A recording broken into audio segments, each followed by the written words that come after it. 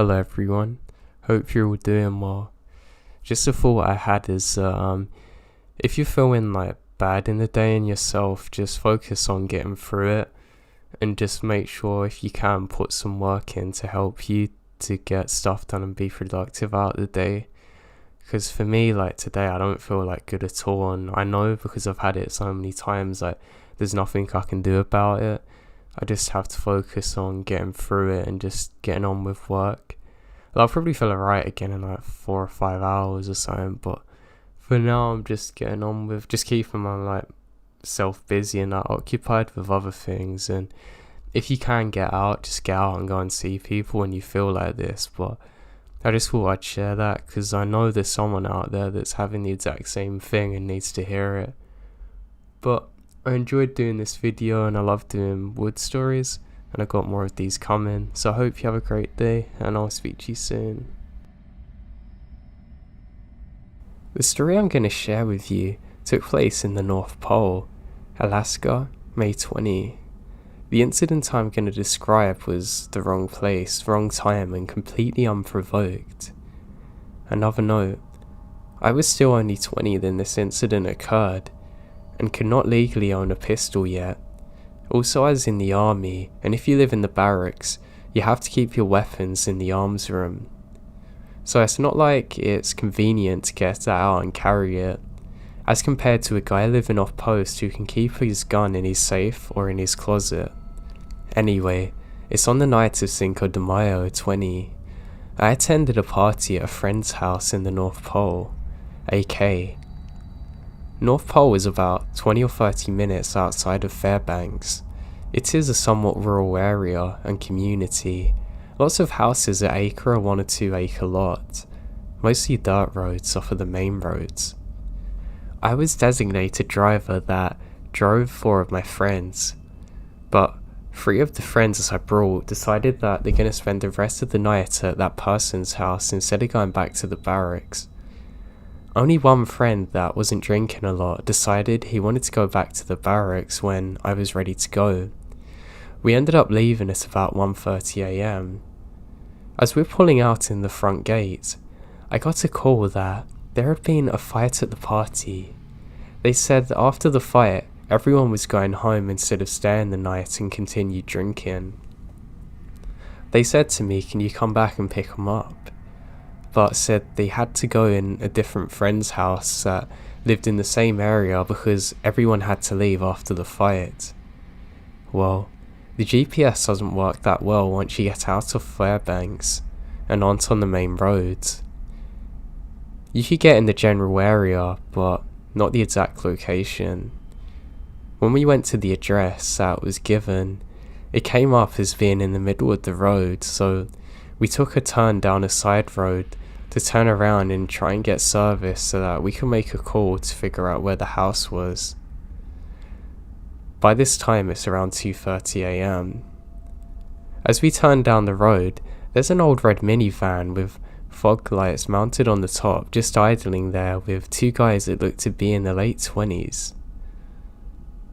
I remembered thinking that it looked like something you'd see in a TV show or horror movie.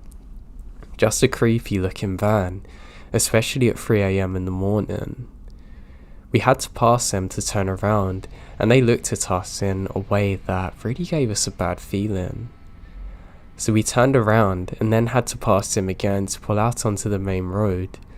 As we passed them, the driver was leaning in his head and had it out to the window partially, like he wanted us to stop and say something. Being it's almost 3 AM, we know it's best to keep driving. My friend wasn't able to get a hold of anyone, so he tried mapping it out again. The GPS was delayed due to poor signal and we missed our turn again. We saw a small clearing to pull over, so we decided to pull over to the side of the road to verify where we're going. About 10 seconds later, the red minivan with fog lights pulled up next to us on my side and rolls down the windows. I roll down my window and they initiate conversation saying have we seen a white pickup Dodge truck. We say we hadn't and they say, alright, thanks. We then asked if they knew where Meadow Rue was, the street we're looking for. They said it's on the first street on the left, if we headed back the way we come. We were suspicious, but when we looked at the GPS, it showed that this is on the road that we're on. We now start heading towards Meadow Rue, which is about half a mile away, and saw them pull out and start heading that way behind us. We made the turn into what we thought was Meadow Rue, and this road is a bumpy dirt road and immediately forks off into two directions. One side goes straight up and the other goes up a hill. The other is to the side and left that drops down about 2 feet and flattens out. We turned left and dropped down the small incline. The road was narrow, only big enough for one car, and lined with trees on both sides for a good distance. Now the first thing we notice here is a dead end sign, and that's getting us a bit worried. We drove about 20 feet and then we see the minivan with fog lights turn in, dropping behind us. At this point, my blood goes cold and I feel a sinking feeling in my stomach. At this point, I know they're following us. I try to be positive and hoping for a split second that they're just going to turn back and go away from us. But then I saw them speeding up again. Now, this is a bumpy dirt road and there's no reason to be going fast. I started speeding up and to that, they slammed into the back of my car, backed off and ran me again. A few seconds later, we made it to a small clearing like a dirt cul-de-sac. I had enough room to pull forward and then reverse, so that I'm facing the direction I've come in. While I'm doing this, they stopped and blocked the road on the one-lane dirt road. They hop out of the car and one shouts, "This ain't Meadow Rue, idiot. Get out of the car." The one guy had positioned himself directly in front of my car, about 10 to 15 feet away between the trees and his van. The other guy started walking up to my passenger side where my friend is, and they kept shouting at us to get out, but I'd gun it. And the guy just stood there. I'm trying to run him over. He managed to jump out of the way. I thought for sure there wasn't enough room for us between his van and the trees, and figured we're gonna get stuck, but we have no guns and that's not a better choice. I thought we'd have to bail out and run into the woods and hide, but to my surprise, we get through. It was such a tight fit that both my mirrors collapse in. I now speed out of there, getting off the main road going home. Now I saw a state trooper not long before this, and I really want to see them again. I was scared to death of being chased again and then run off the road at higher speeds. So instead of slowing down, I blew past the state trooper, doing 90 in a 45. Since that is extreme speeding, I thought it'd get the trooper's attention, but for whatever reason it didn't. There was only one turn on the whole way back, and when I slowed down to make it, the van's nowhere in sight. I still flew back at 90 miles per hour just to be safe. The next day, we try and tell our friends what happened, and no one believes us. Not one freaking person. They thought we didn't feel like driving all the way back, so we made up a story. The guy who had invited us over originally said, if we're serious, we needed to file a police report with the Alaskan State Troopers. So, we went to file a police report at the State Troopers office in town. We filled out a report. After giving our story to the trooper, he told us to wait and he then left the room. About 15 minutes later, he came back in and told us to tell the truth. Confused, we say, "What do you mean?" He said the theory is that we're too drunk, driving around late after Cinco de Mayo, and we plowed into the van. He said he thought the owner heard that happened and then came out to confront us. We repeatedly tell him that this isn't the case, and sadly we don't have evidence, but he doesn't either and lets us go. The next day, we check the area and show him on the map. I guess when he didn't find a wrecked car, he knew we're probably telling the truth. He said to meet him again and verify the area, but we told him we didn't want to go near there. After 2 weeks, he called us again to come in and ID the vehicle. He shows us a picture of a minivan, and I'm sure this is the one we saw, but I can't really know for certain. Now to this day, no one really believes my story. They think we did it just to provoke the incident, or we just made it all up to sound cool. But this did happen, and it's just a case of being in the wrong place at the wrong time.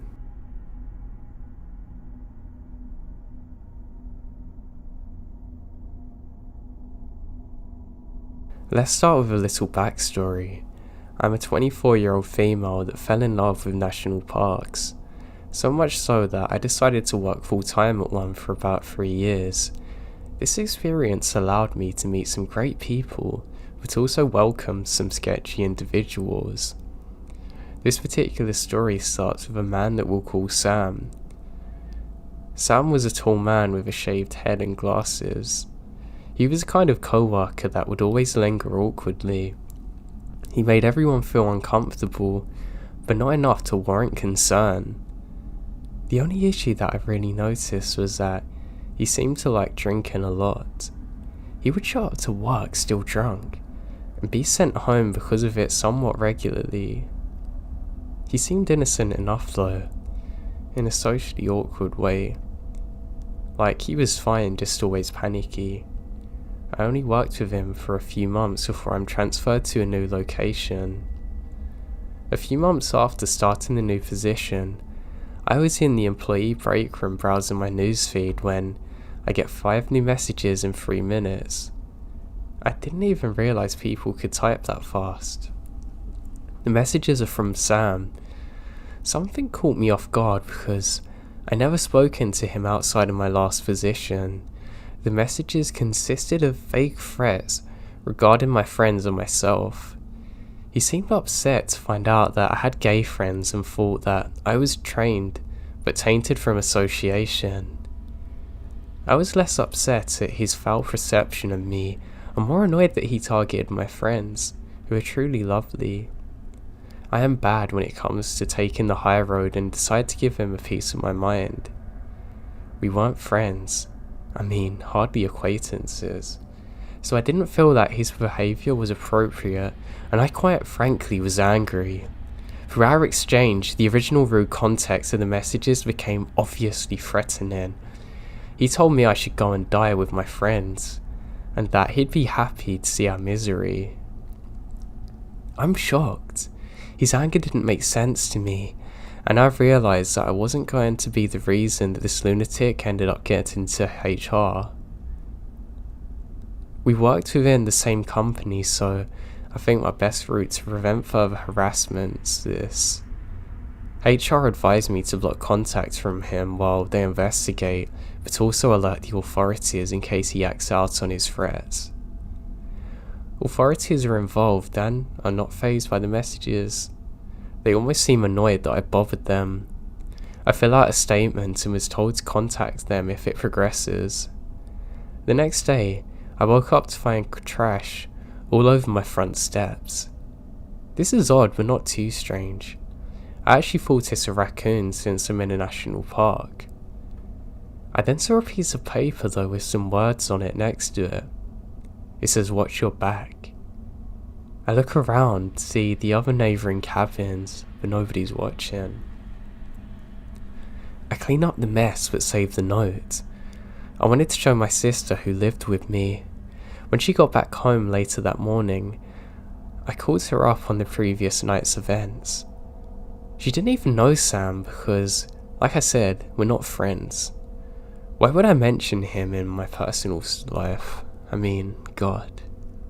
I gave her a brief description of him in case she saw him lurking around and headed to work. Halfway throughout my shift, I get a phone call from Alexa.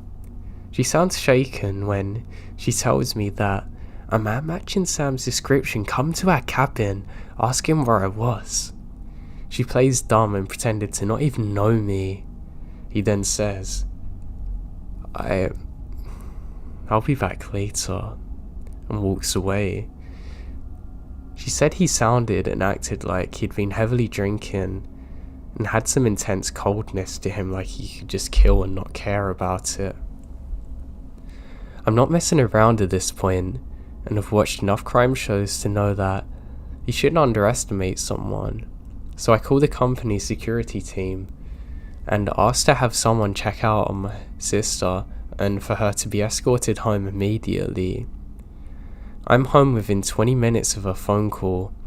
She gave me some security information and they're able to find out which cabin he resided in.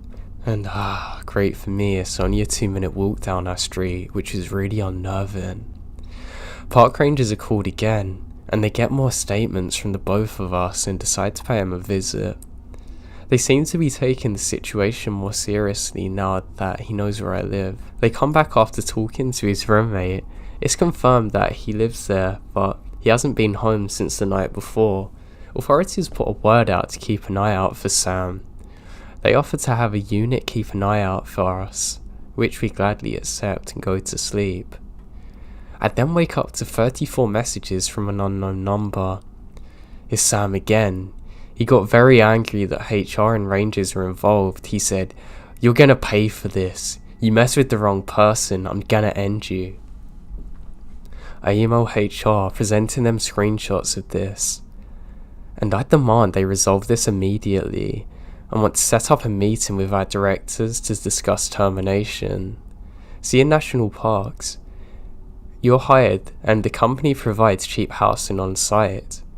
And when you're fired, you have to leave the national park within 24 hours. So I thought this would be a resolution to the majority of my problems. They seem to agree with me and try to locate Sam for a meeting. No one has seen him since the first messages began 2 days prior, so the park's on a manhunt. The park is huge and it's easy to hide in if you don't want to be found. Thankfully for me, his roommate alerted officials when he stumbled in drunk the next day. They're able to speak with him sober and get him into the HR building a couple of hours later.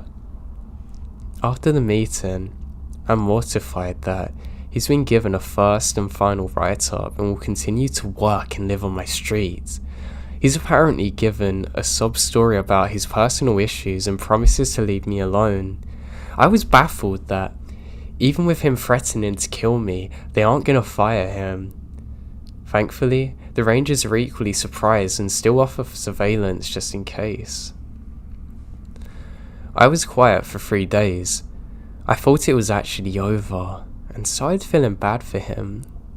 I thought maybe he was going through stuff, and I was just his mental punching bag. I didn't agree with it, but I no longer felt as threatened, if that makes sense. This is until I get a knock on my door and find 2 Rangers wanting to speak with me. According to the Rangers, a few people from the HR department, Sam's roommate had to call the emergency line when he started acting bizarre after the meeting and tried to convince him to lure me to a secluded place so Sam could take care of me. Thankfully, his roommate wasn't a psycho and reported the situation immediately once Sam went to the bathroom. Rangers were on site within minutes and had him restrained in order to search a cabin. They ended up finding a loaded firearm and suspected suicide note that stated he was going to kill me, then himself. There was also enough evidence found to ban him from all national parks. I have since moved to a different one and changed my contact info. He has since contacted me once to brag about how much I helped him secure unemployment benefits, which I quirkily shared to officials.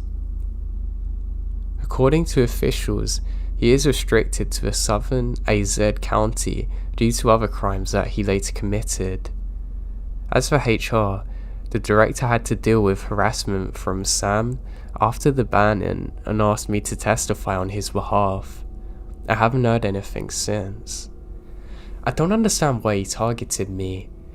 We hadn't had very many interactions even at work. I have tried to dig through memories to find a single time that I may have invented or invited this kind of behaviour, but I'm convinced it wasn't me, it was him. I hope I never see him again.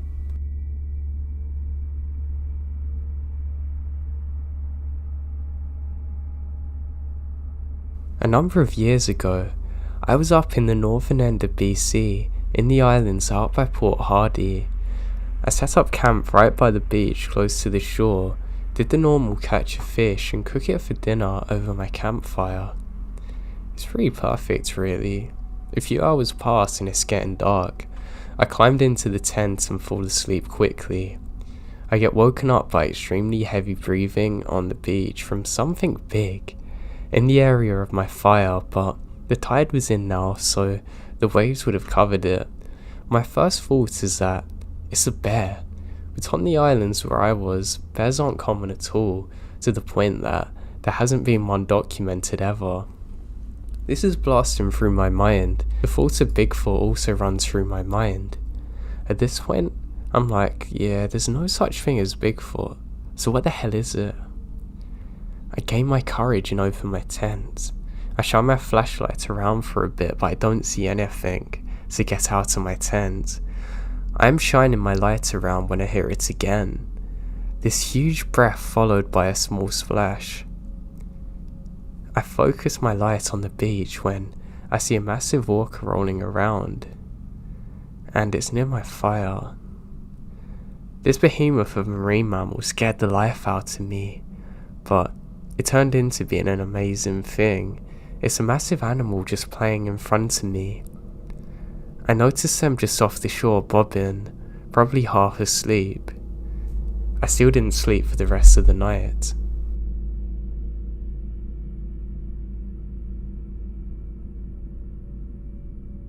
This happened when I was maybe 9 or 10 years old. I have a sister who is 8 years younger than me, so she's about 1 or 2 at the time. During the summer months in Calgary, Canada, my family and another 3 or 4 families would frequently have barbecues out in Browness Park. For those of you unfamiliar with Browness Park, it's a very large public park in Calgary that has a lot of picnic areas, playgrounds and fountains for the kids to play at. The area is so large that you'd have to walk 5 or 10 minutes between playgrounds and picnic areas and bathrooms. So often us kids would have to leave the adults to go and play in the fountains on the playground, and it was generally safe enough that we never had any issues. I recall one time we went and we were playing in our bathing suits when I see this tall guy with glasses and a large cowboy hat sitting on a bench outside of the fountain area just watching us.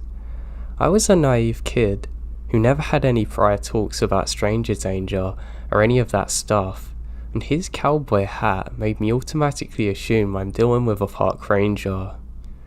After a couple of hours, we leave the fountains to eat with the adults.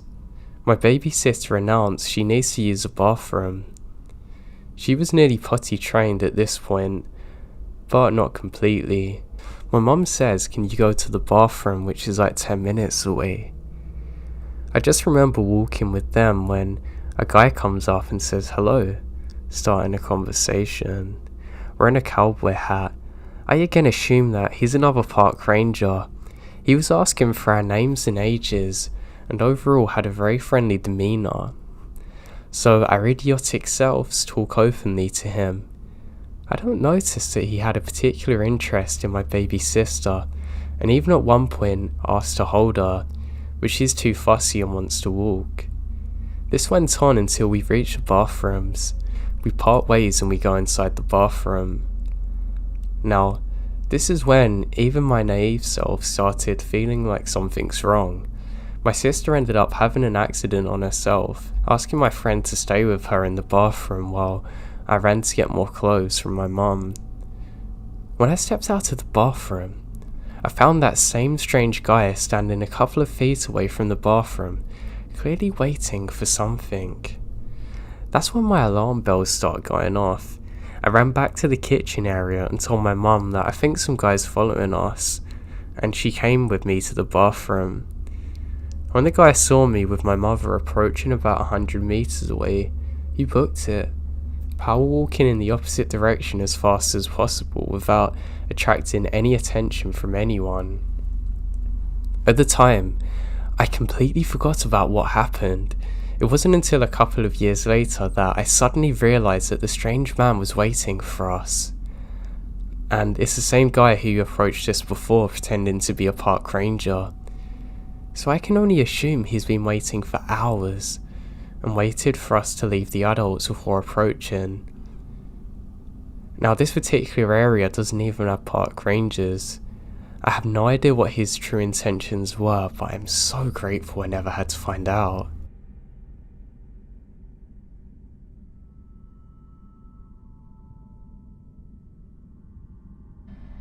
In December of 2002, one of my best friends, R, was getting married, and I had moved off the peninsula a couple of years ago and had never met her, but apparently they had been together for a while. Against my advice, he joined the Marines and was marrying his girl before getting shipped off to Iraq for his first tour. My other two friends, K and W, came back to our old hometown of Port Angels for the wedding as well. We had a good time the night before the wedding and woke up early to make the 50-hour drive to Forks for the ceremony at the courthouse. Things started out bad as a tyre on my car blew out early on the way there. We're forced to make the rest of the trip on my friend's spare tyre under 20 miles per hour. And we're almost late, but made it, and they had a nice little ceremony before we went to the bride's grandmother's house for the reception. The festivities didn't end until well after dark. The drive back to Port Angels was risky to make with a spare tyre. It was overcast, foggy and pitch black. There are no street lamps on the highway between Forks and PA. My car was small and black, and we had almost been hit by speeding cars in the daytime. I wasn't going to be able to get back to PA until I had a new tyre, but there was nowhere left in Forks open to buy one at the time. We're going to have to find somewhere to bed down until the morning. The bride asked if we could crash at her grandma's, but the grandma said she's too afraid that we're going to do stuff to her, out of her mind clearly. It was way too cold to sleep in my car. I had spent too much money on the party the night before, being the best man and all, and we couldn't get money together for a room. The bride suggested her grandmother's cabin. Her other grandmother had passed away a few months ago, and the cabin she lived in is out towards LA Push was vacant. My friend Kay inexplicably said, "No way. I'm going to take the last bus back to PA, see ya," and walked out the door without another word. That should have been a huge sign that something was wrong, but I'm not going to be sleeping in my car. I grabbed my things out my car, and Dar and his wife drove us out to her grandmother's cabin about 15 minutes out of town. It was called a cabin because it's in the middle of nowhere, but it was really just a small 2-story house. There was a lamp in the driveway, but other than that, everything's pitch black out. Now R and his bride let W and I inside have a look around. Most of the furniture has already been removed. There was a card table and a couple of metal chairs in the kitchen and a wardrobe still in my bedroom. The wardrobe's completely empty, however. Its contents are in a pile in the middle of the room and formed a man-sized nest. My uncle uses this place as a hunting lodge sometimes. Now he's a bit crazy and hasn't got over my grandmother's death. She volunteers. If he finds you here, he'll be mad, so hide. Honestly, but we have lots of Pepsi and beer in the fridge, so help yourselves. W and I felt exactly as you'd imagined, but at this point, it was either stay here in the cabin or try and camp outside where it's below freezing. R and his wife went to have their wedding night while W and I figured out exactly where we was gonna hide if said uncle come finding us. There was a set of retractable stairs, and this went up to the attic where we found a couple of dusty, stained single mattresses covered with handmade quilts and husks of thousands and thousands of dead insects. We decided it's best to retract the chair and hide out in the attic for the night. Apparently, the crazy uncle preferred to sleep in a pile of his dead mother's clothes. The kitchen's devoid of knives, but I found a wood splitting malt on the back porch. We kept it upstairs just in case. In my backpack, I still have a couple of malt liquors left over from the night before. Without a TV or radio, we have no other form of entertainment, so we sat there drinking. Without any clocks available, we lose track of time and had a decent buzz going. What we had heard though sobered us up quickly. We heard a noise that sounded like the doorknob downstairs being shaken violently. With wide eyes, we look at each other and listen carefully. The noise occurred a couple more times.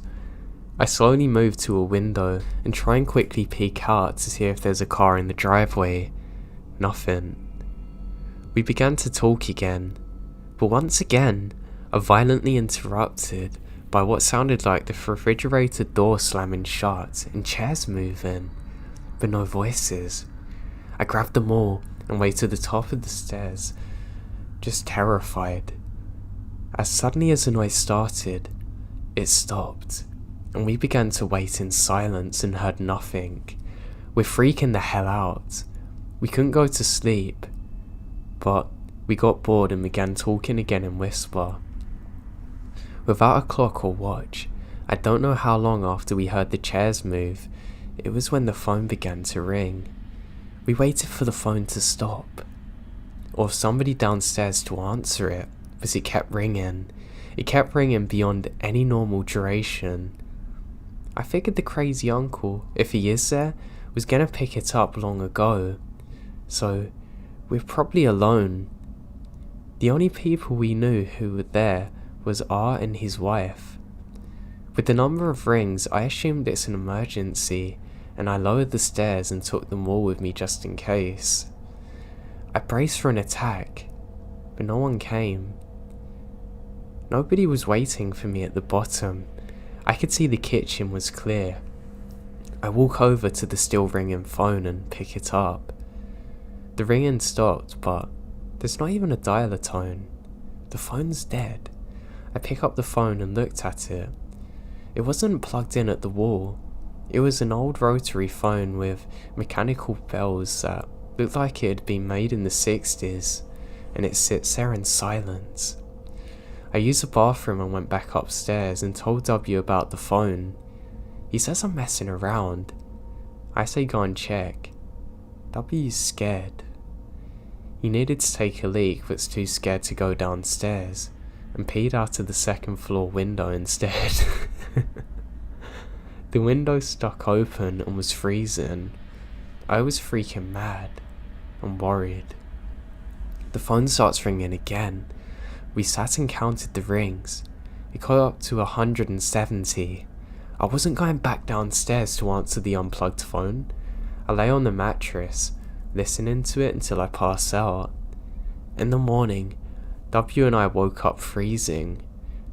We had no idea when I would be coming up to us, but decided we would search around for a phone. The night before, I heard the unplugged phone. We can't find it now. There's only one phone in the property. It's still unplugged in the kitchen. I look over it. There's no batteries or anything, not even a dial tone. Nothing.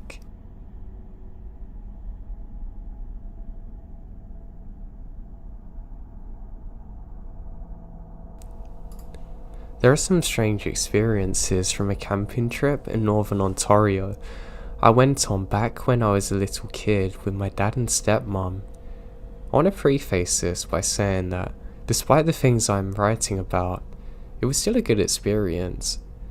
My parents split amicably when I was very young, and I didn't actually live with my dad.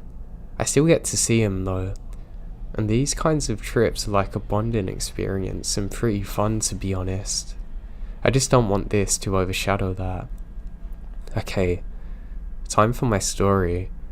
My dad and stepmom rented a tiny cabin in northern Ontario one summer for a family friend. I don't know exactly where it was, but I'm certain it's in the north of Midland. The cabin was on a lake, and the owner ferried us there on a tiny motorboat. This wasn't an island, mind you. I think there were only a few roads to access it. Some strange things happened on this trip, and while there isn't a single cohesive timeline here, I am not an experienced writer. So the first experience, the owner had left a canoe at the cabin, and we took it out on a lot of trips to the lake. Usually later in that day. I was obsessed with frogs and fish and wildlife as a kid, and this lake was loaded with marshes, so I loved these outings. I remember one in particular.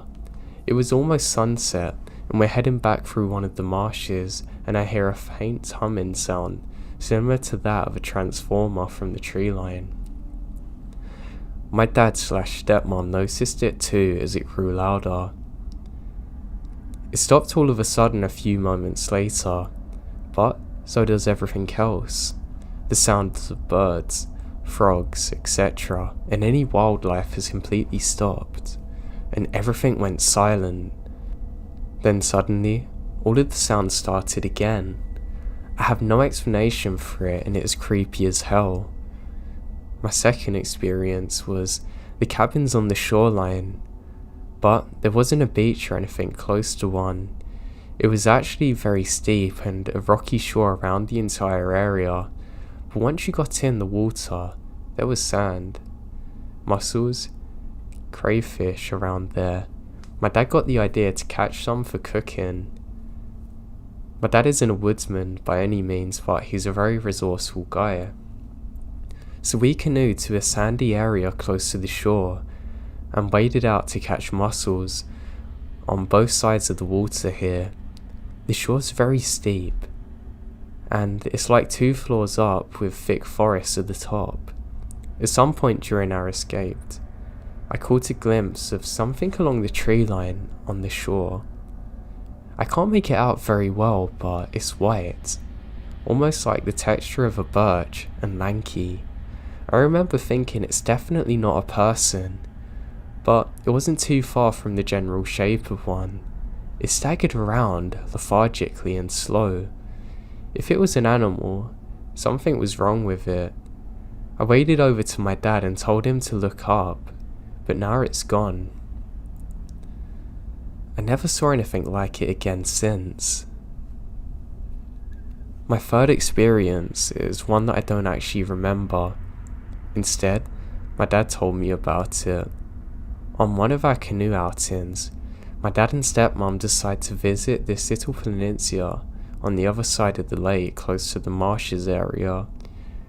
We got there and dragged the canoe onto that little shoreline there and walked single file. There wasn't a path, but the trees weren't particularly dense either. Enough so where you can see the water when you look back. Pretty soon after, he noticed that the entire place is covered in mushrooms, and live trees had given way to downed and dead trees further inland.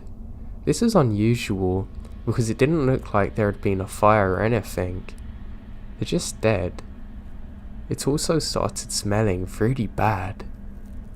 Not wanting to endanger us by going further, we all turned back. He didn't want to let on that he was very nervous, but he told me it seriously freaked him out, and he never saw anything like it again, or could ever locate that again after. On to the fourth. This is something my dad told me that happened to him during a trip a couple of years ago. He went hiking by himself at some point, and when he was deeper into the woods, everything around just stopped. No sound whatsoever. No movement. No wind or even leaves falling. And it all returns a minute later. And nothing else eventful happened for the rest of his hike. But it's one thing he's never been able to explain. The fifth is we spent most nights having fires outside. And on one night, my dad and I stayed up watching X-Files on this tiny black and white TV. I'm actually not sure of how this place even had power since it wasn't accessible by road. Maybe it had a generator, or even a small PV or battery setup for all I know. There wasn't much other than a couple of lights, that TV, and a small water pump at the lake. Anyway, I was young and X-Files was spooking me out. During one episode, we both heard that humming coming from outside. Like when we were on the canoe, it was faint but there. We go outside with flashlights to see if we can identify it, but we see nothing. We didn't want to go into the woods this late either or to canoe out, but it wasn't far away. We just went back inside. It wasn't intermittent throughout the rest of the night, sometimes getting louder and quieter. In the morning, our water wasn't working. My dad went out to investigate, and apparently, the cable into the pumps had been messed with. We don't know who done it. For my 6th experience, this is probably the most unsettling one that I remember. I'd woken up earlier than everyone else, because I was hyped to go out and catch toads and frogs and whatever else I could find. I even set a trap for the chipmunks there.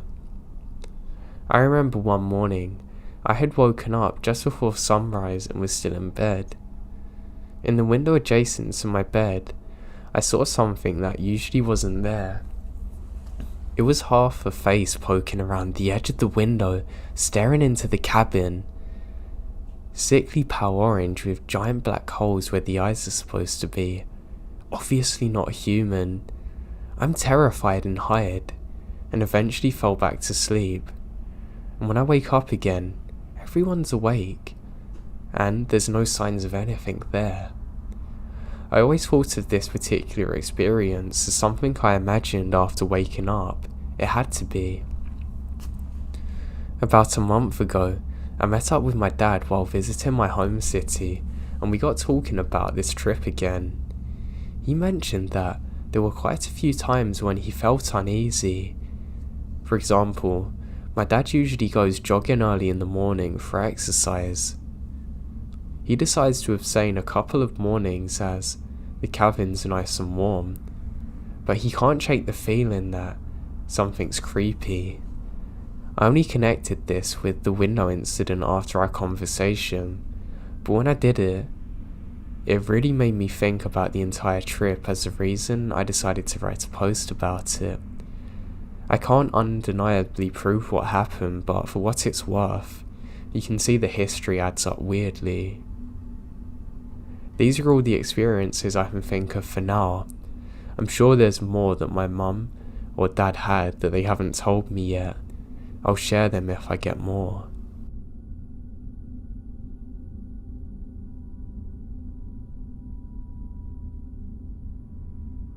So my story begins in the sticks of Missouri at an old campsite. For a few years, everyone on my mum's side of the family would meet and stay at the campsite owned by a family friend. It lies in Mississippi and is miles away from any town. It's on about 20 acres of overall mostly cleared land, but with woods lining the perimeter, and has a pool, cafeteria/mess hall, gymnasium, and about 10 cabins. It sits next to an old plantation house that was turned into a shop on the Underground Railroad. It has a secret room behind the fireplace that held people. Anyway, my mum, her siblings, and my grandmother all went to the camp when they were about 10 to 13 years old. So, this place is about 90 years old. There are signatures all over the cabin interiors from the past campers dating from the early 20th century until present. The aunts and female cousins stayed in one cabin while the men all stayed in another, and my brother and one cousin decided to be bold and stay in one up the hills by themselves. Needless to say, they didn't get much sleep that night and were pretty creeped out the next day, but that's not their story. On one side of the room, we had pushed the beds together to make a giant combo bed. I was on the bottom of a bunk bed at the edge of the combo bed furthest from the screened wooden door. My cousin A was on the top bunk, and 2 other cousins were to my right in the next beds. So after the last day, we're all winding down from activities and fun, telling stories until eventually we fall asleep. A few hours later, I wake up for no apparent reason, but when I look towards the screen, I saw a blonde/whitish hair bounce outside. I didn't think much of it because my cousins are blonde and have a blonde cousin. I figured they were just messing around and went back to sleep. A bit later, I woke up again and I saw a complete apparition of a woman standing in the centre of the cabin, rapidly surveying the rooms. She's almost completely opaque white, I'd say about 90%, and dressed in 19th century working class garbs. She was looking around the room, and to me, she seemed confused as to what we're all doing in there, but I don't feel any negative presence. At this point, I was still in a stupor from having been awoken in the middle of the night, so grabbed my flashlight, shining it on her, and said, "What?" in a whispered yell. Had I been completely conscious, this wouldn't have happened, but it's a reflex. As soon as the light hits her, she vanishes. When she vanished, I felt unable to comprehend what had happened, and I just rolled back to sleep. Now, the next morning, I had somewhat of a realization/remembrance of what happened, but I didn't want to tell anyone what happened at fear of having it dismissed or no one believing me. We were all getting ready for the day and walking to the mess hall for lunch, when my cousin asked me if I'd seen anything weird. Shocked and relieved, I tell her the story. Apparently, she had woken up before and saw the woman in her room. Not knowing how to react, she slowly turned over and tried to fall asleep again. Moments later, she heard me click my flashlight and exclaimed. She said she also didn't feel that she was a negative presence, but was shocked by what she saw. We eventually went back over the story together, and it turns out we both experienced unexplainable things throughout our lives. We had just never talked to anyone about it, because we've assumed no one would understand or want to. She suggested we possess some sort of negativity or sensitive thing that makes us aware of presences and energies around us. I agree with it, and we don't often share these stories with anyone. We did tell the story to the rest of the family, but they never believed us.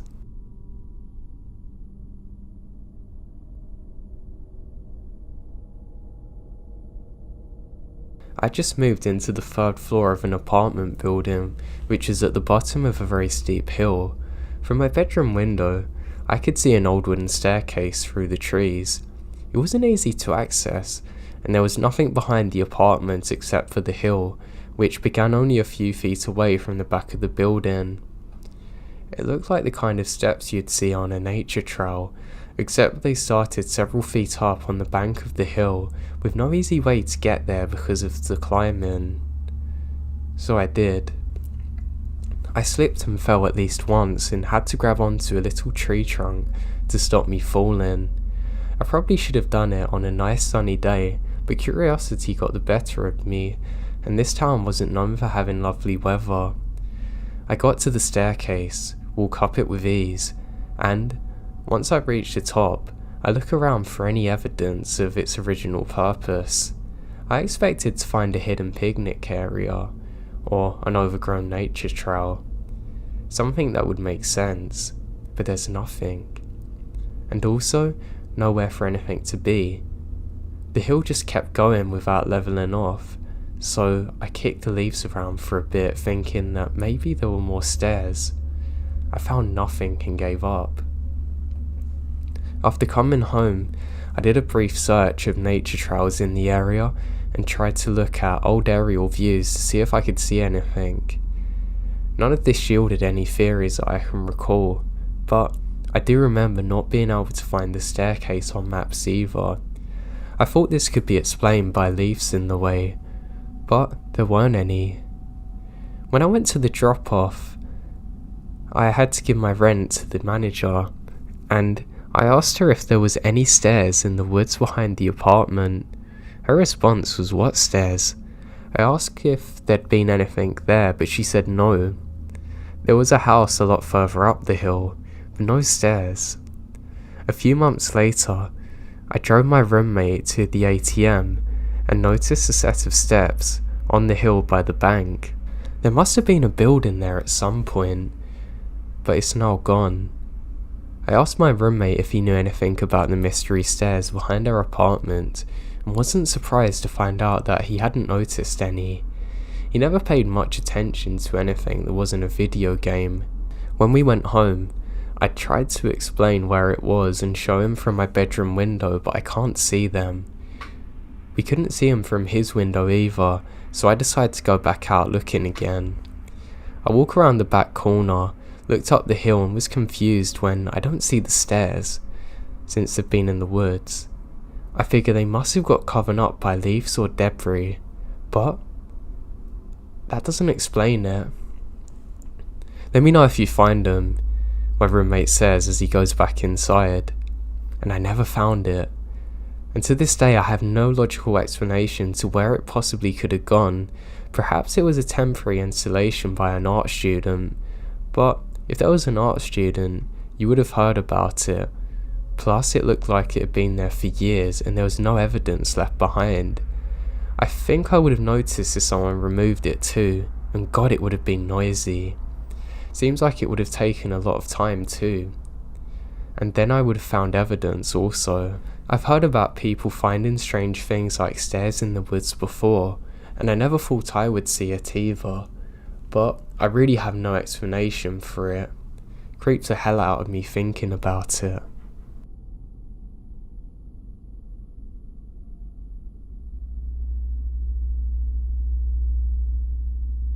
So my house is on the biggest chunk of property in this area. It's on about 110 acres and was originally kind of a park. Unfortunately, people from all over didn't get that memo that we moved in, and therefore continue to party, hunt and fish whenever they want. Over the years, these problems began to go away, minus a few. Before we talk about the perpetrators, or at least their leaders, we should discuss what was behind the property. It's an asylum near the woods, mostly housing psychopaths, schizophrenics, and those who have suffered mental breakdowns. Now it isn't rare to hear some random screaming for no reason over there. So back to my story. There were 4 men who kept coming back and hunting in the middle of night.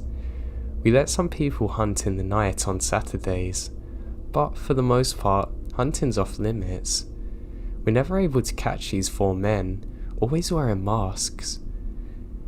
I mention that because the leader always wore a creative mask, a scary one, most of the time wearing a pig one. These men were sneaky, smart, that's what made them scary. Now I had 3 encounters with them, the first being in June of last year. A few friends and I decided to go on an adventure throughout the woods, and we discovered something frightening. We found a fortress, covered in beer cans, with a chair on top.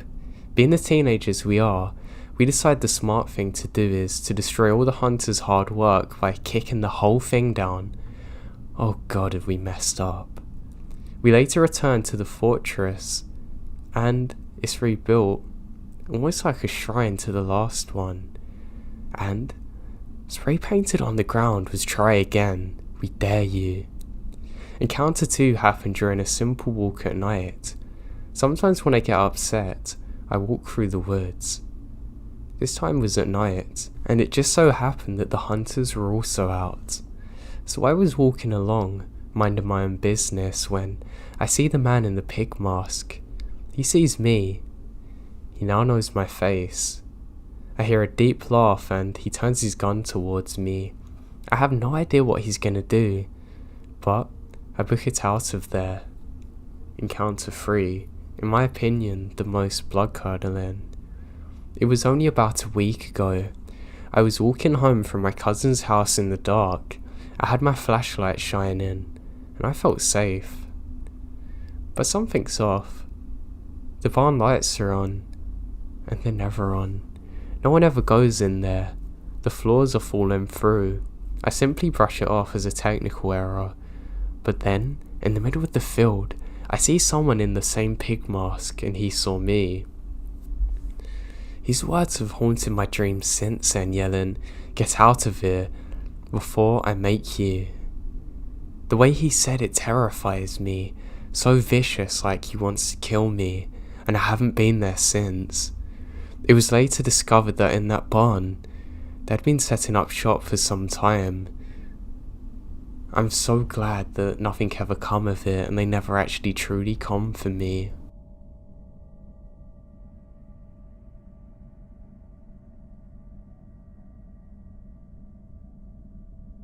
This happened to my mum, sister and me many years ago. I was about 8 then, I'm 37 now, and my sister is 5 years younger. Back then we lived in a city in the UK, in a not so nice part of town. Don't get me wrong, this wasn't the ghetto or Wild West, but there were nicer places to live. A bit of background information to the story. My dad was self-employed, owned a small factory on the outskirts of the city centre about 5 miles from home. The factory is surrounded by a wasteland homes to mostly derelict and broken buildings. The area was grey, dirty, and covered in graffiti. Hell, not even the city homeless would take refuge here. One day, my dad calls my mum at home. He needed her to come home to the factory to help finish a job, but they only had one car, so it meant us getting the bus. I don't mind. My 8-year-old self was full of adventure and loves the idea of riding the bus to big town. The bus ride's uneventful as we brave the city traffic, eventually going through a forested area, then arriving at our stop. The described earlier, it's not the type of place people go unless they have a specific reason, so it wasn't surprising we're the only ones getting off here. We started in the direction of my dad's factory, which was just under a mile from the bus stop. My sister's asleep in the pushchair as I was jabbering away, when suddenly I become aware my mum's preoccupied. I look at her, but she said, "Keep walking." I noticed she glanced over her shoulder near the tree line. I slowed down, but she tugs my arm and says keep going. I remembered feeling anxious as my mum walks faster, pushchair bumping over uneven slabs. Then I heard him. First the footsteps, clumsy and heavy, then his raspy voice. He was muttering incoherently, having a conversation with, I guess, himself. Suddenly my mum crosses the road, holding my arm tightly, while steering the pushchair. He crosses the road too. My mum's cursing under her breath. We cross again. Whenever you think you're being followed, there's always a nagging doubt you're paranoid. But when we cross the same road for the 4th time in 5 minutes and this guy's still following us, I knew it was on. This was back in the 80s, no mobile phones, no internet and no SOS texts. You're really off grid. But now I can feel adrenaline. We're approaching a T-junction. My dad's factory is only around the corner, but it's about 500 yards away. If you didn't know where you were, you'd assume you're heading further into the ghost town. As we turn the corner, my mum told me to run as fast as I can to get my dad. I hear my mum and the pushchair thundering behind me. My heart is pounding. I ran like my life depended on it. My feet are crunching on broken glass. I don't dare slow down. I could see the small road ahead leading to a car park of the factory. I knew what I had to do. I shout for my dad as loud as I can. My throat is burning as I gulp for air. Hot tears stain my red cheeks. I burst in the door crying and my dad comes out running. He grabs the nearest object and ran towards the car park. I stood looking out there, watching my dad sprint across the car park. I see the pushchair too. My mum told my dad where we'd been followed and points in the direction, and my dad took off. He come back 10 minutes later. The creepy guy's nowhere to be seen. My dad said he probably ran off when he heard me shouting. With all the old empty buildings and wasteland, it's easy to disappear, even into the woods. My dad wanted to take the car and drive around to try and find him, but my mum doesn't want to be alone, even in the sanctuary at the factory, so he agreed to finish up the job, and we all drove home. My parents never reported it to the police. Living in a major city, you get all kinds of unsavory characters, but the police wouldn't have done anything because he never harmed us. He never got the chance. We think he's probably very high or very unwell mentally. Either way, it scared the life out of us.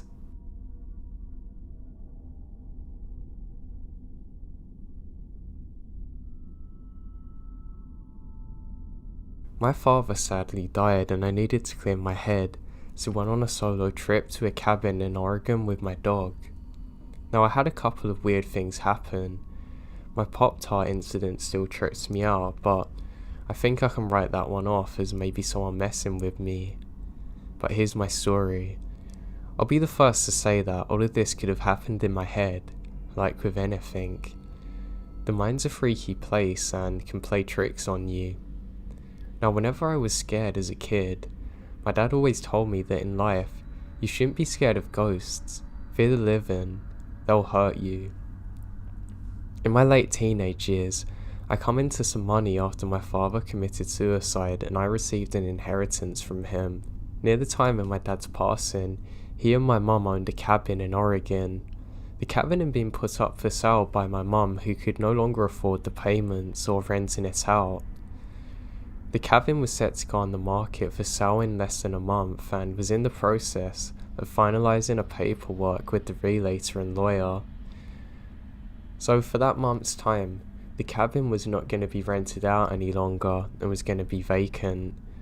I saw this as a chance to get away for a while and clear my head in light of all things that were going on. I quit work, packed up snowboarding gear, grabbed my dog, and headed up in my dad's car that he had wheeled to me to the cabin. Now, this was our family cabin that my parents rented out throughout the year when they're not using it. I had keys to the cabin and also had the code to the alarms, so I didn't feel the need to stop at the rental management company and advise them of my stay. That has nothing to do with my story, but I felt the need to mention it anyway. The first few days of the cabin are normal, and nothing seems unusual. I spent my days playing with my dog in the snow, snowboarding, and in the evenings I played PlayStation or listened to music, drinking and smoking on the balcony. I already stocked up on food, cigarettes and liquor, so I was pretty much shut inside apart from the occasional venture out to the shops or the slopes. With my dog as company and my DVDs and PlayStation as entertainment, I was content and started to feel relaxed after all the drama that preceded my outing. The cabin itself was 2 stories. Bottom store had the living room and a side guest bedroom, along with the small kitchen. Upstairs had another 2 rooms, along with a walkout balcony attached to the master bedroom. Most of my time was spent either in the living room, kitchen or master bedroom. I never ventured into the other rooms and always kept the doors leading into them shut. Open doors to darkness scares me. Anyhow, the 3rd day came around. I was going through my usual routine of playing with my dog, playing games, etc. It was pretty heavy snowfall out, and I didn't feel like trekking down the hill to the main road in my car and decided to stay in. That's when things started getting a bit weird. In our area, there's only 2 other cabins adjacent to ours, maybe a block away from one another. All other cabins aside from these 2 are a mile away from ours, surrounding us with mostly forestry and very tall pine trees. Both these cabins are empty from the past couple of days from what I knew, and no one's currently there. Now, that's some background and I'll jump to the weirdness. Around midday, while outside with my dog, I noticed what appears to be footprints in the snow around the area surrounding our cabin. It was still snowing, so the footprints looked semi-fresh, like someone's been there in the last half hour before me. I thought that maybe someone was staying in the cabin near me that I haven't noticed. Maybe they were shut-ins like me. Well, alright, whatever. The prints lead away from the cabin, but disappear in the snow towards the tree line. Disregarding the footprints, I went back inside. Nighttime came around and I decided to head to bed. My dog Midnight was laying on the bed with me when I noticed his ears perk up. This was followed by him quickly jumping off the bed, running downstairs to the living room. I lay in bed and stay silent. I can hear him moving around downstairs, back and forth. After around 5 minutes, he ran back upstairs to me, starts doing his doggy dance, as a sign that he needs to pee or wants to go outside for something. Oh, well fine.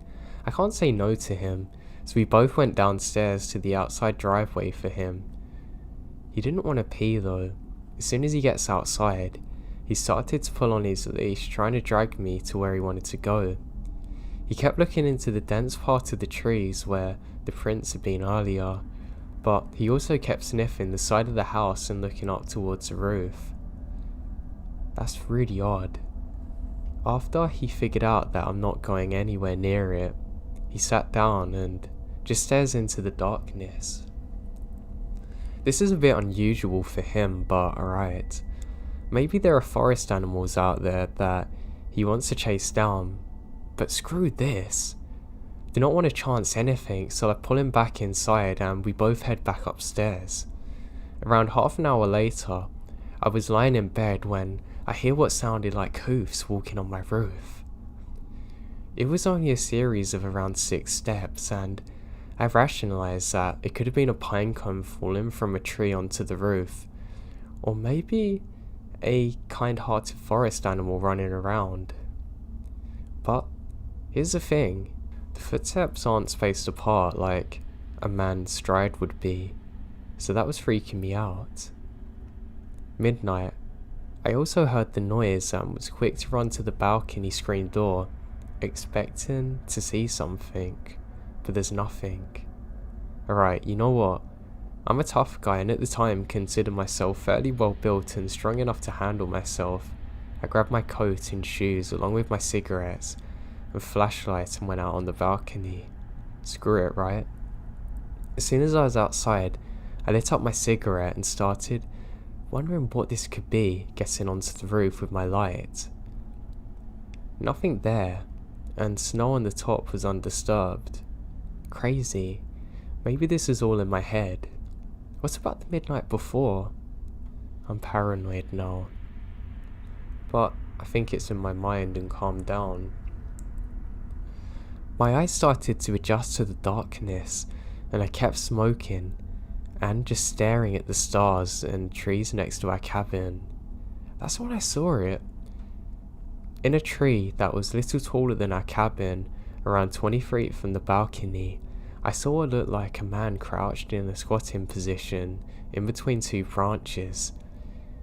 It was squatted on one branch with its arms extended above its head, holding onto the branch. Wow. What is that?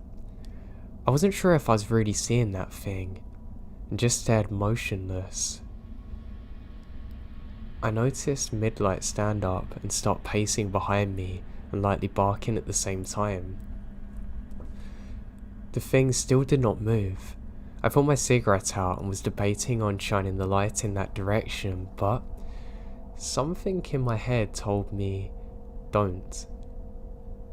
So I walked back towards the inside, pulling Midnight with me. Once inside, I locked the door and shined the light in the thing's direction, but nothing's there. I shut the curtains to the screen door and retreated back to bed. But later on in the night, I heard light tapping on the screen door like someone's tapping on the glass with their fingers. It was consistent and didn't stop for nearly an hour. Midnight stared at the door, but even he won't go near it. The craziest part for me is that I had the feeling that someone's inviting me to the door, but at the same time, I kept hearing my dad's voice in my head telling me to stay in bed and to not do it. I listen to my dad's voice and stay where I am. Eventually, I pass out and wake up and everything's normal. The rest of the week I spent there was uneventful, and nothing else out of the ordinary happened. I totally admit that it could have all been in my head, but the fact that my dog was acting up too makes me really worried about the whole situation.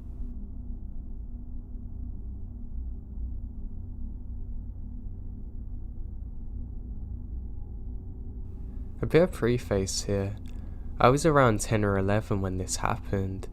Old enough to stay home alone, but not old enough to recognise some red flags. I attended camp over the summer, the typical 8 to 3 route. Now my house sits at the end of my street, which forms the U, but for some reason, the bus driver would never drop me off at my house.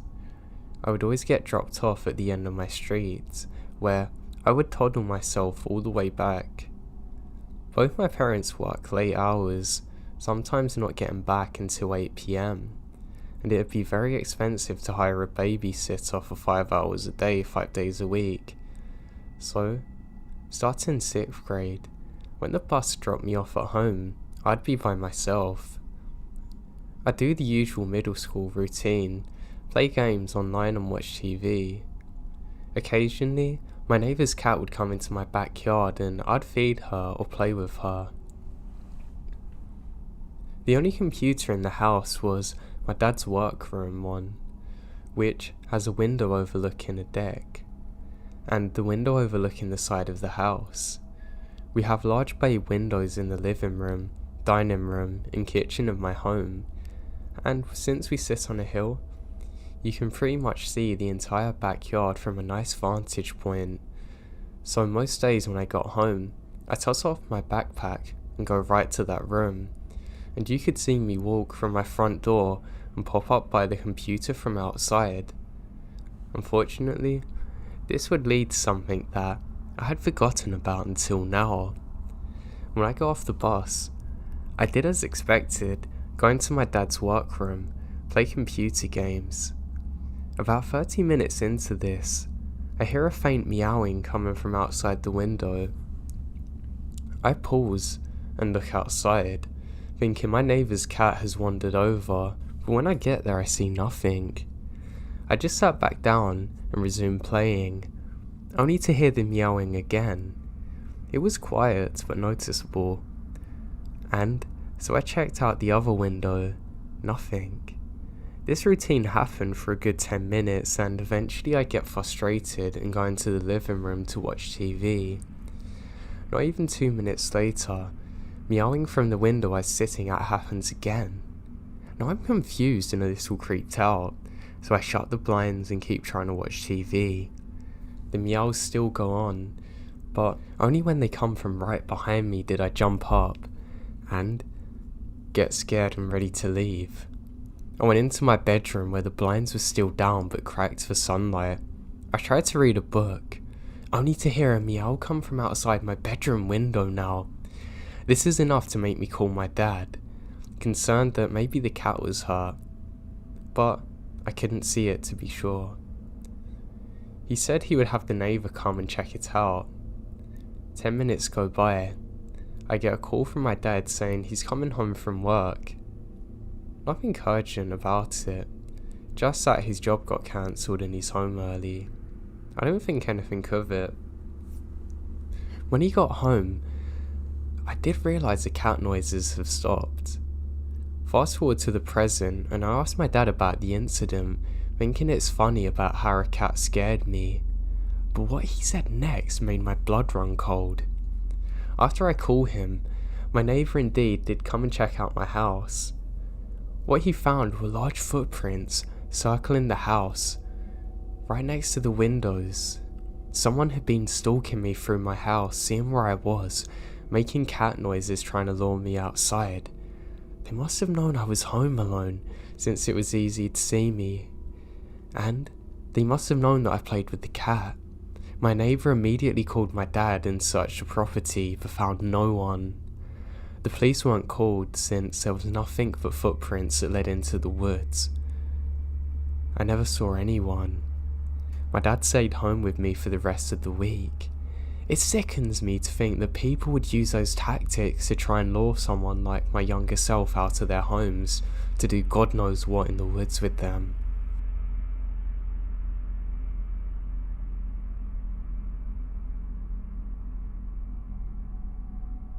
I was driving to work. It's about a 5-hour drive. It was already dark, and about 3 hours of driving in, I start getting really tired. I bought myself a coffee and some snacks at a gas station and continue on, but snacks and coffee can only keep you awake for a certain amount of time, and I feel really dozy. This part of the road is nothing but thick pine wood around me. There's no other cars on the road or anything. Only insects smashing into my windshield now and then on the empty road. Now I'm extremely tired, and at one point I nearly drove off the road, for almost falling asleep. I have to sleep now. I can't wait for a gas station. I must stop or I'm gonna crash. Now, I have such an urgent feeling to find a place where I can stop. It felt like an hour, but it was probably about 5 minutes to go by, and I spot this little pocket in the road. It's like a parking space for quick stops, like peeing, switching drivers and stuff, not a resting area. I stop there, turn down my windows to check if I hear any weird noises, and there's total silence. I turn up my windows again. Nothing bad's gonna happen. I haven't seen a car for like 30 minutes and the road's empty. If someone's checking out my car, I bet it's the cops checking on me to see if I'm okay. I leave my keys in the ignition and lock the doors, just to be safe.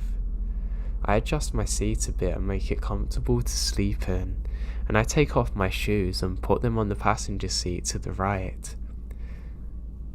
It was so nice, and I close my eyes and instantly fall asleep. Now I don't know why, but something wakes me up. I can't explain it. I can't really see anything. Some kind of bright light hits me in the eyes though. First I think it's a flashlight, but now I realise that it's the high beams of a car in my rear view blinding me. I look to my left and I see a dude walking up beside my car. Maybe he wants help with something. Should I make it clear to him that I'm here? He's right beside my left back door. Should I step out and ask what he's doing? I didn't have to. The dude proceeds to jerk and pull on my left door. I almost have a heart attack. He's trying to force his way in. My seat is adjusted to lay down, and I push it back as far as I can. I can reach the pedals, which makes it almost impossible for me to drive my car. I slam the horn and it breaks the silence with a roar and the dude jumps back.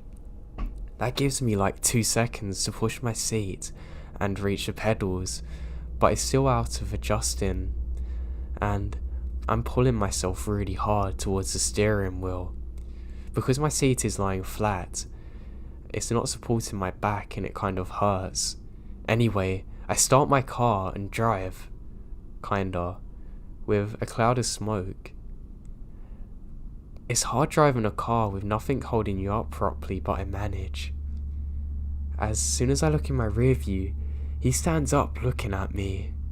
And what's worse, I can see 2 more guys next to him. I can see the silhouette of their high beams. One of them has something in his hand like a crowbar. I drive super fast, way over the speed limit. I'm terrified.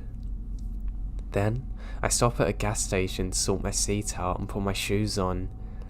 I figure out I was only asleep for like 10 minutes, which makes me worried that they were following me. I'm really worried now. I told my boss the next day, and he actually said he's heard of problems like this all over Sweden before, where criminals will stop you and rob you or do worse things. I've never had anything like it in my life, and it makes me terrified to stop when I'm driving again.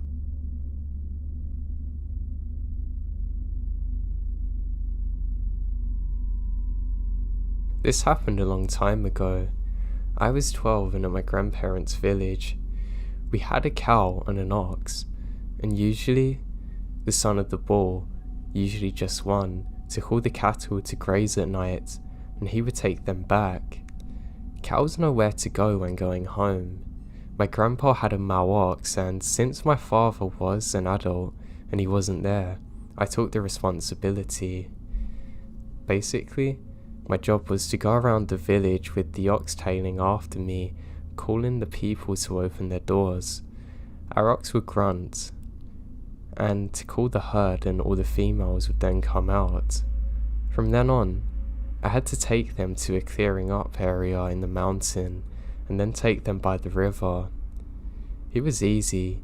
The animals knew where they were going. They were calm, and our bull was a gentle giant. All I did was have to ride him with thin rope on his horns. If any of the females wandered off, all I did was call in or occasionally poke her with a stick in the right direction. My grandpa said that if I see a wild, very rare boar or fox, I should just stay on the ox. Not many animals dare to go near an ox herd. There is a dark part of the forest where it's very quiet, and even the bravest hunters won't go. It is slippery and dangerous. They said that even the deer and boar don't go there. I was forbidden to go there and honestly never wanted to. So during this event, it's during the morning and everything seems fine. I was on the ox going up the mountain. I was glad he let me because it was a hard trek up. I saw that one of the females was wandering off. I followed her and left our ox and the dogs to guide the herd. She went into the forest and I ran to her. I tried steering her away, but she continues. She went in the dark part and stopped. I didn't want to go off just in case she ran back and left me there. And then I heard a crunch and turn around, and a very old man is walking towards us. He looks frail with dirty clothes and has a long beard. I was scared. I'd never seen anything like this my entire time out there before. Now, I laid on the ox clinging to her, not wanting to fall if she ran. Oxes aren't like bulls. They don't jump or kick when scared. They either attack with their horns or run. I was ready to hold on no matter what she chose. Our oxen don't take kindly to strangers, and before I took them out in the mornings, they're always paranoid. Now that's a good thing though, because they trusted their owners. But knowing her, I knew she would either bolt or attack. But weirdly, she just stood there. The stranger then came to us and petted her on the head, whispering something I didn't understand. He looks at me, and his eyes are completely white. Then he turns around and disappears into the trees. Suddenly, the female grunted as though she had woken up now. It was crazy. I'd never seen her act like it before. She suddenly bolts away with calm and we found the herd. I quickly got on our ox and yelled water. He knew that command and went down towards the river.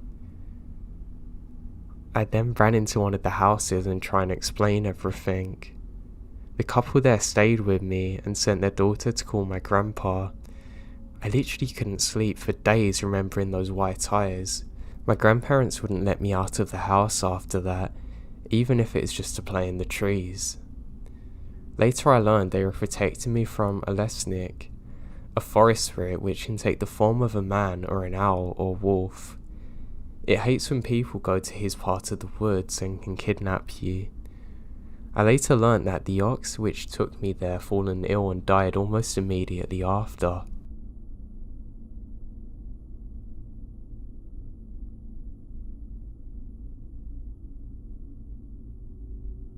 I used to do a ton of camping, but one night, still early on, I was up with two friends in the middle of the night, just hanging out in a field next to the campsite, looking at the stars and almost full moon. It was so bright outside, it's almost like a daytime moment. When suddenly, I noticed a faint whisper. I thought it was someone from camp, but no, it come from the other direction. We all went quiet and listened to the faintest hey, to which we follow, across the field away from the camp, and the whispers grow louder, but ever so slightly. That's until we come across a road. Across the road was a fenced-in area, but it's got a pretty bad fence. It's easily crossed. On the other side of the fences was a small woods. The trees are spaced pretty far apart from each other, and the moonlight's not really doing much. Now, it's pretty dark out there, under the trees. You could barely see past the first few rows, and now, the voice is much louder, but still, as if someone's trying to whisper. A voice that sounds like a girl saying, "Come play." Craziest part is that there's no women with us on that trip, and we can just hear the sounds of a little girl whispering for us to come and play in the pitch blackness at 1 a.m. We decided to not investigate any further.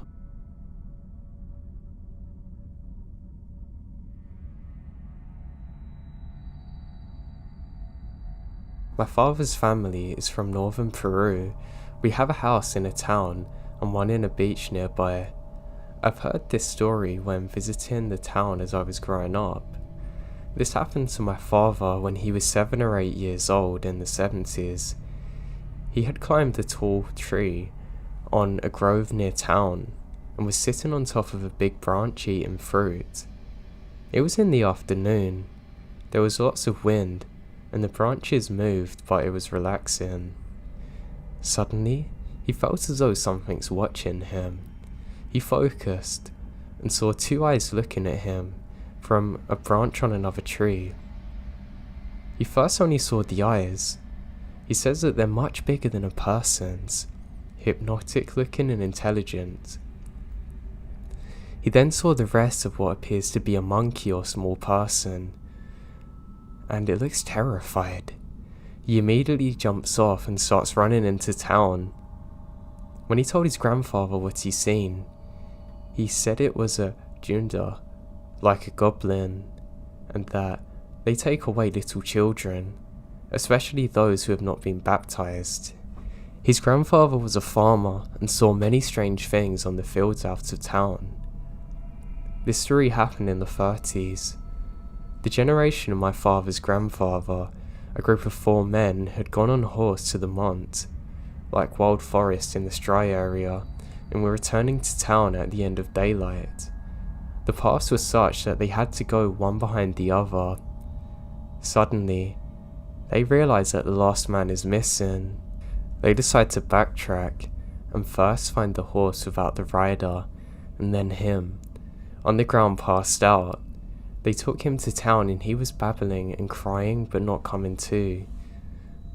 A priest was taken to him. When he finally come to his senses, he said he had seen a bolto in the road. Bolto would translate into blob. This is just a mass occupying space that's much darker than its surroundings and far bigger than a person. He said that his horse refused to go anywhere near it, then remembering nothing else. Finally, this story was told to me from an uncle of mine. It was about a man walking back from the beach to the town at the end of daylight. The beach is separated from the town by a desert area with dunes and some small mountains. I think it's 500 meters, so it's about a 20-minute climb.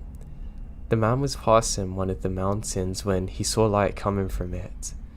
He got closer to the mountain and out of the road, and saw that the side of the mountain was open, and if there was a big doorway, and inside the mountain it was full, and there were fields of corn, but the corn was gold looking. He got closer to the doorway and thought he saw hooded men. The men were inviting him to come over, but he got a really bad feeling and went away, and could never find that area again afterwards.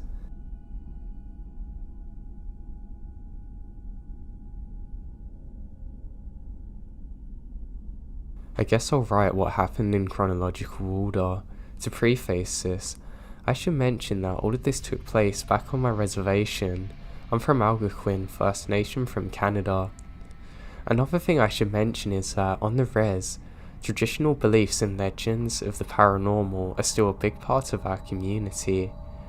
The attitude of most people towards the paranormal is one of assurance. To us, the paranormal is a regular part of our life.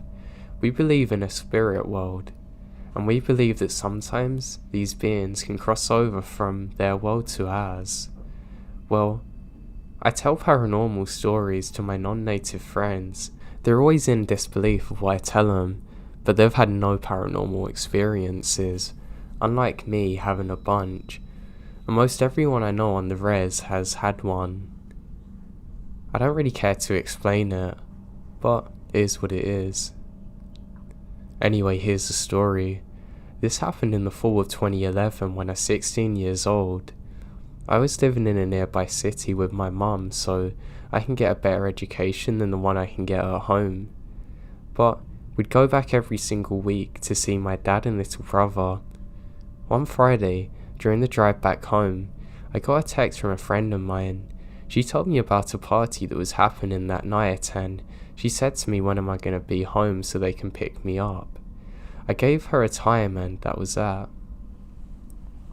When we got home, as soon as we stepped inside the house, I see my dad and cousins sitting at the kitchen table drinking. They're both cops on the res, so usually beers with his partner on a Friday evening happens. Means that they had a particularly tough week at work though. Typically, the toughest cases they deal with are ones around children. So a part of me felt sad immediately that something bad's happened. They both look tired and drained, but they're happy to see us.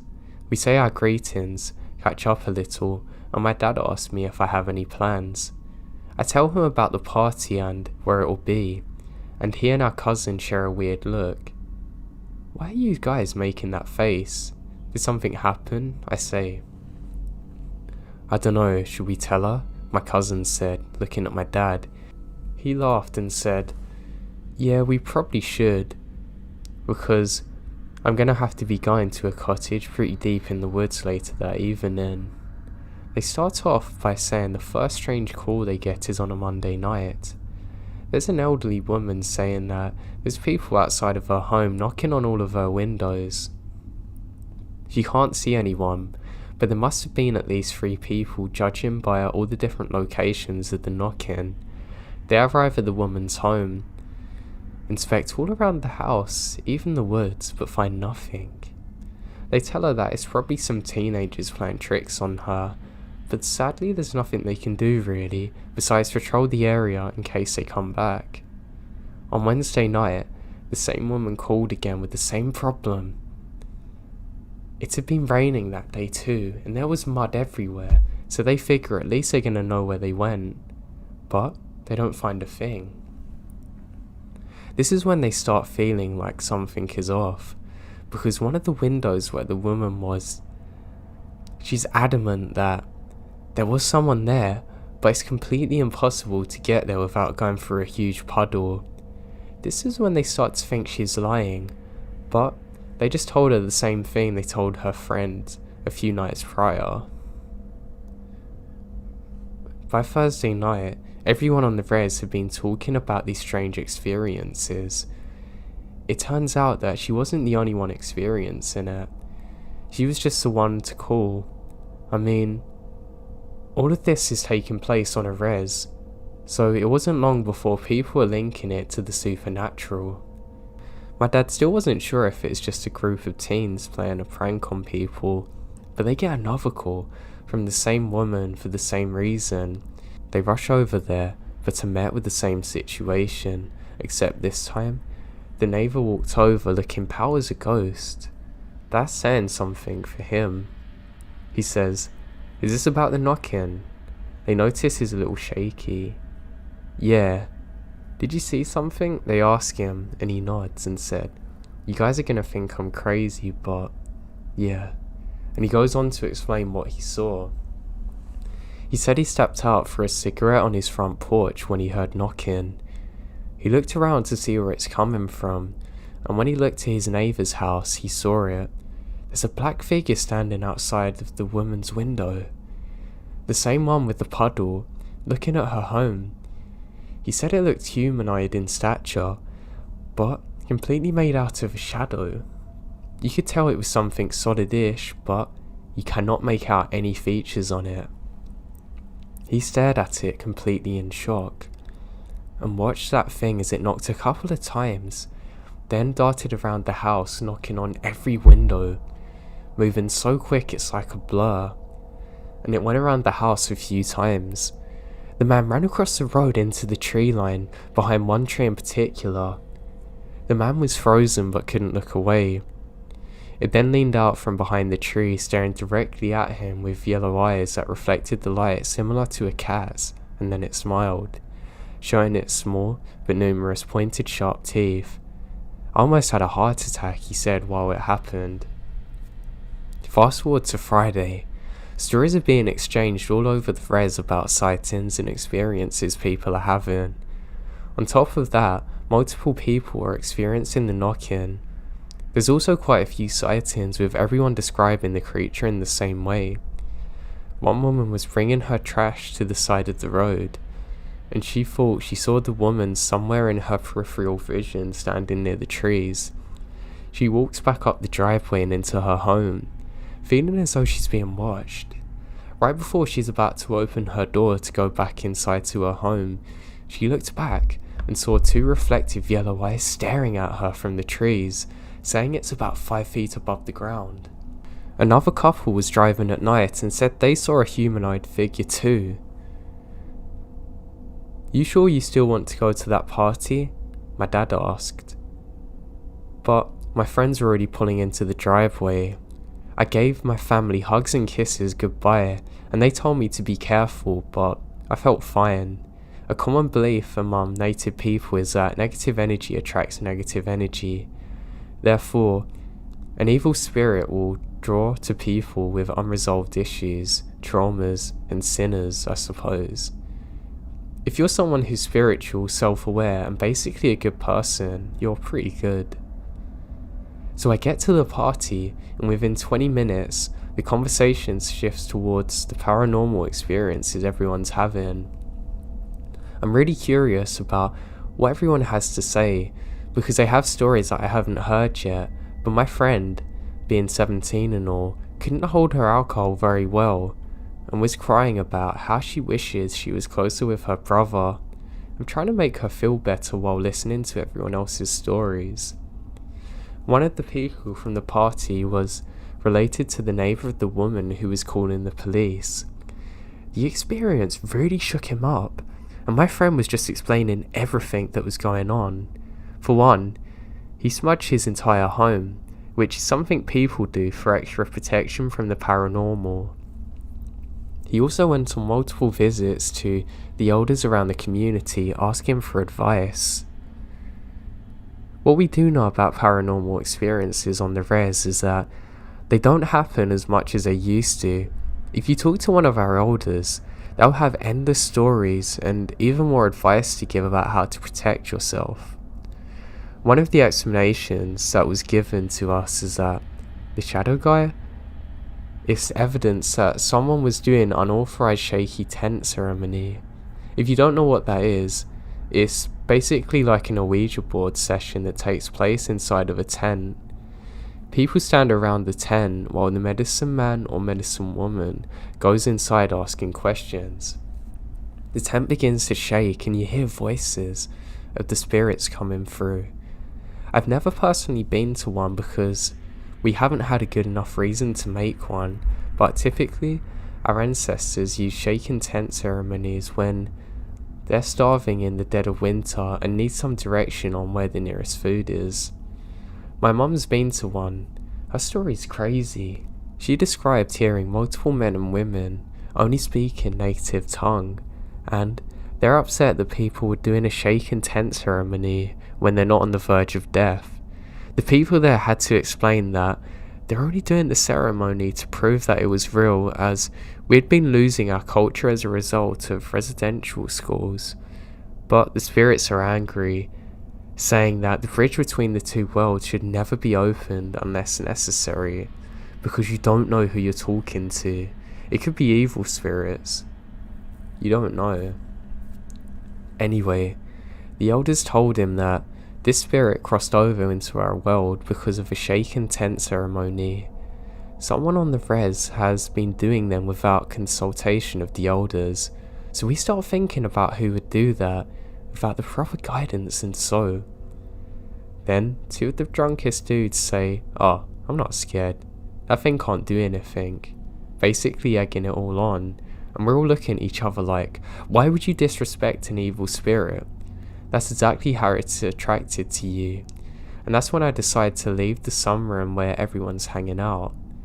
I went to the living room to console my drunk crying friend when I noticed the rocking chair outside of the porch moving. I slowly moved away, refusing to make direct eye contact, but I do in my peripheral vision. Anyway, I'm inside the cottage and I keep seeing this rocking chair moving back and forth. But another thing we're raised to do in our culture is to ignore paranormal. Spirits feed on energy people give towards them, so if you freak out, if you get angry, if you start crying or yell at it, that's exactly what it wants. It thrives on energy of any kind. So while I knew something messed up was happening, I wasn't about to pay attention. 5 minutes now go by and I still see it out the corner of my eye. That's when my friend screams and she runs on the other side of the sunroom. My other friend, too, sprints to the girl, number 1, who's sitting, and busts through the French doors onto the balcony. All of this happens in a split second, but I immediately go to the patio and ask what's going on. Girl 1 is crying on the couch with friends all around her. She claims to have seen the spirit. She said she was listening to the boys talk about the spirit when she saw boy 2's face as he was looking onto the balcony behind her. She turned around to see what he's looking at, and directly on the other side of the window was a shadow spirit on the rocking chair smiling at her, literally 3 feet away from her. That's when boy 2 sprinted towards it and burst through the French doors. I walk outside to find boy 2, and he's on the lawn, staring into the woods. I call his name and he looks up. All he says is, "Get everyone inside," and the tone of his voice makes me scared. I get all of us inside the cottage. This is when the phrase, "Come at me, bro," was gaining popularity. So you can imagine the drunk kid yelling that into the woods. It's terrible. I eventually get everyone inside. Boy 2 comes inside and tells everyone to clean up and that we should leave as soon as possible. Everyone has trash bags and we're clearing away the beer cans and whatever. Everyone goes inside the cottage and it's only me and boy 2 in the sunroom now. I look to him for answers and he says, "It's outside." I nod and start cleaning faster. The sooner we're out of here, the sooner we get away from that thing. As we're cleaning in the sunroom, we hear knocking on multiple windows. The entire sunroom's made of glass, but it's dark out, so you can't even see. And he says ignore it. I'm really scared now. Within 2 seconds, someone comes running out of the bathroom and says, "I'll kill whoever's knocking on the bathroom window." But everyone's accounted for. Someone else comes running out of the bedroom saying that there was knocking on the window as well. Everyone's freaking out, and me and boy 2 and our one other friend are the only sober ones now trying to calm people. We get the place clean and get outside and to the cars immediately. Everyone's getting into the trucks and I'm standing there. The guy looks relaxed, then all of a sudden looks worried and shoves me inside his truck. We peel out of there quick. A few days later, I end up hanging out with boy 2 and he tells me the story from his perspective. He said that when the boys started talking about the spirit, it appeared on the rocking chair behind girl 1. He said he made eye contact with it but couldn't look away. They were staring at each other, and that's when girl 1 and boy 2's expression changed. He said it was instinct to defend the people he's with and ran towards it. He said that the feeling he was getting from the cockgee was almost like daring him to do something. He said the second he got up, the cockgee stood up and ran into the woods, disappearing into a blur of the tree line. Boy 2 ran off the porch, looking around the lawn, when he saw it standing there, right next to the woods. It was smiling at him, and he heard it mocking him, calling his name, then disappearing. He didn't see it again until everyone was getting inside the trucks, which explains why he suddenly pushed me inside. He said it was standing on the far end of the truck, super close to us. Later that night, when he dropped everyone off, they realised that they never locked the doors. So he went back to the cottage, but his friend was too scared to go in, so he goes in on his own. But the second he opens the door, he sees that thing standing inside. He locks the door as quick as he can, and they peel out of there. The sightings continued for a few days after that. We definitely weren't the only people on the res to have them kind of experiences. It was the talk of the res. Everyone was curious about what happened. Would it come back? What was it? All I know is that it terrified us, and it's 2018 now, and no one else has seen anything like it since.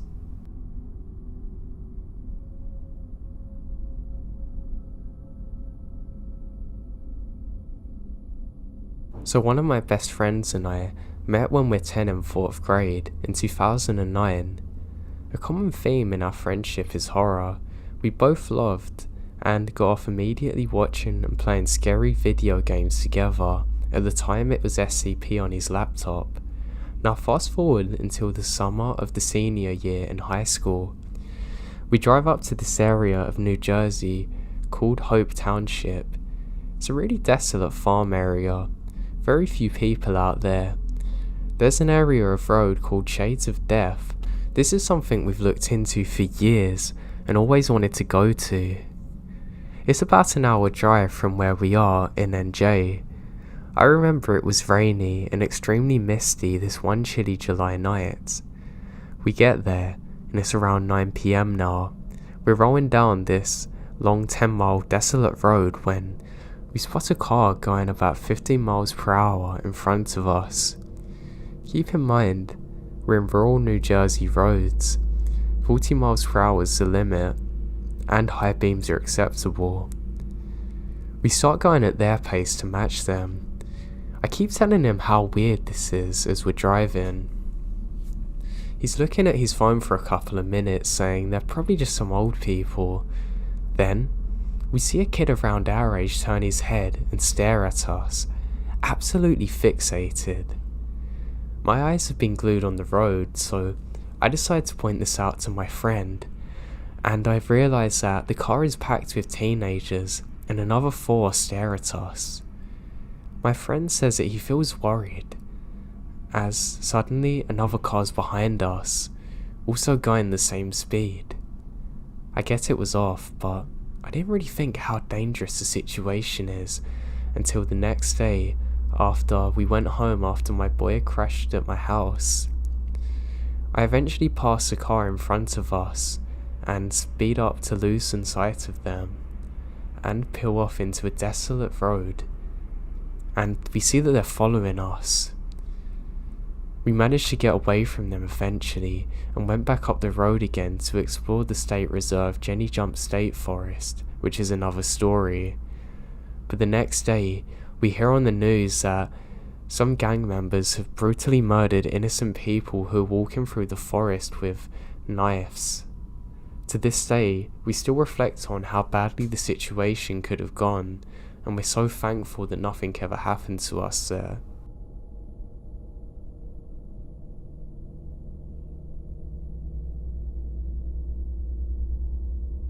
Back when I was 16, me and my friends spent a lot of time together at a caravan site on the outskirts of my town. One of my friends, Jack, had a little cabin there that his parents owned. We spent most of our evenings at the cabin, drinking and hanging out. We'd have the occasional barbecue or party, but mostly it's just a chill place to relax. Now one night, it was one of my friend's birthdays, so naturally we head there to go drinking. It was about 10 PM, so when we realised we'd run out of alcohol, the oldest one of us, or looking the oldest, Nathan and Tom, both volunteered to pop to the nearest corner store to get some drinks. While they were gone, we listened to music and play Xbox and have a good time. Just less than an hour went by before we heard a loud banging on the window. I pulled back the curtains with a wide grin on my face, thinking it's Nathan and Tom back with the drinks trying to scare us. So I decided to stick my tongue out and close the curtains. They can come in whenever they wanted, the door's open. Suddenly, a bang come from the window again, followed by a series of loud and violent bangs on the other side of the cabin. We then heard a man's voice shout out angrily, "Are you in there? And this isn't Nathan and Tom's." Jack's kind of worried and gets up to see what's going on. He just opened the door when a bald, stocky man in his 50s grabs Jack by the scruff of the neck. We don't know what to do. The man just shook Jack and yelled at him. I can't hear what he's saying, but he's absolutely furious. Then, the banging started up again. There were more men circling the cabin, smashing on the walls and windows. Me and my friends just stood on the edge of the room, as far away from the windows as we could, not doing or saying anything while Jack was being beaten outside. In hindsight, we should have helped him, but hell, from the sounds of it, there were 10 or so men outside and we're not gonna face them. One of them shouting, I'm gonna kill him, over and over again. We couldn't even call the police because we'd spent the whole evening underage drinking by ourselves. I text Nathan and Tom to let them know what's happening and not to come back to the cabin, but they had arrived just as the men were hiding around the back. After what seemed like hours, it was probably only 30 minutes. It went silent. We tentatively went to open the door, but the men and Jack were gone.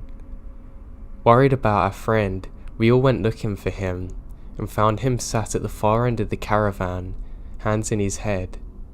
We asked if he's okay and he says go away.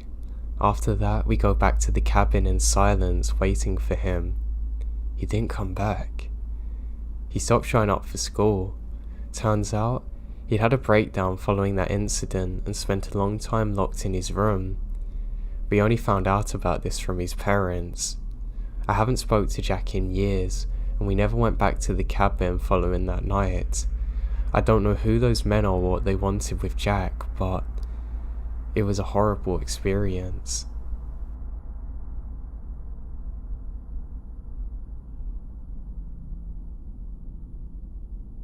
I remember a time when I was almost abducted as a kid. I lived in my grandmother's house out in the middle of nowhere in Texas.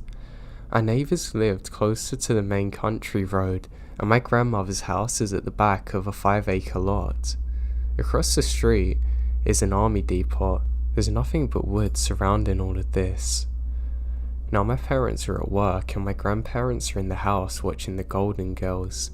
Now my grandfather bought me a bike as a gift.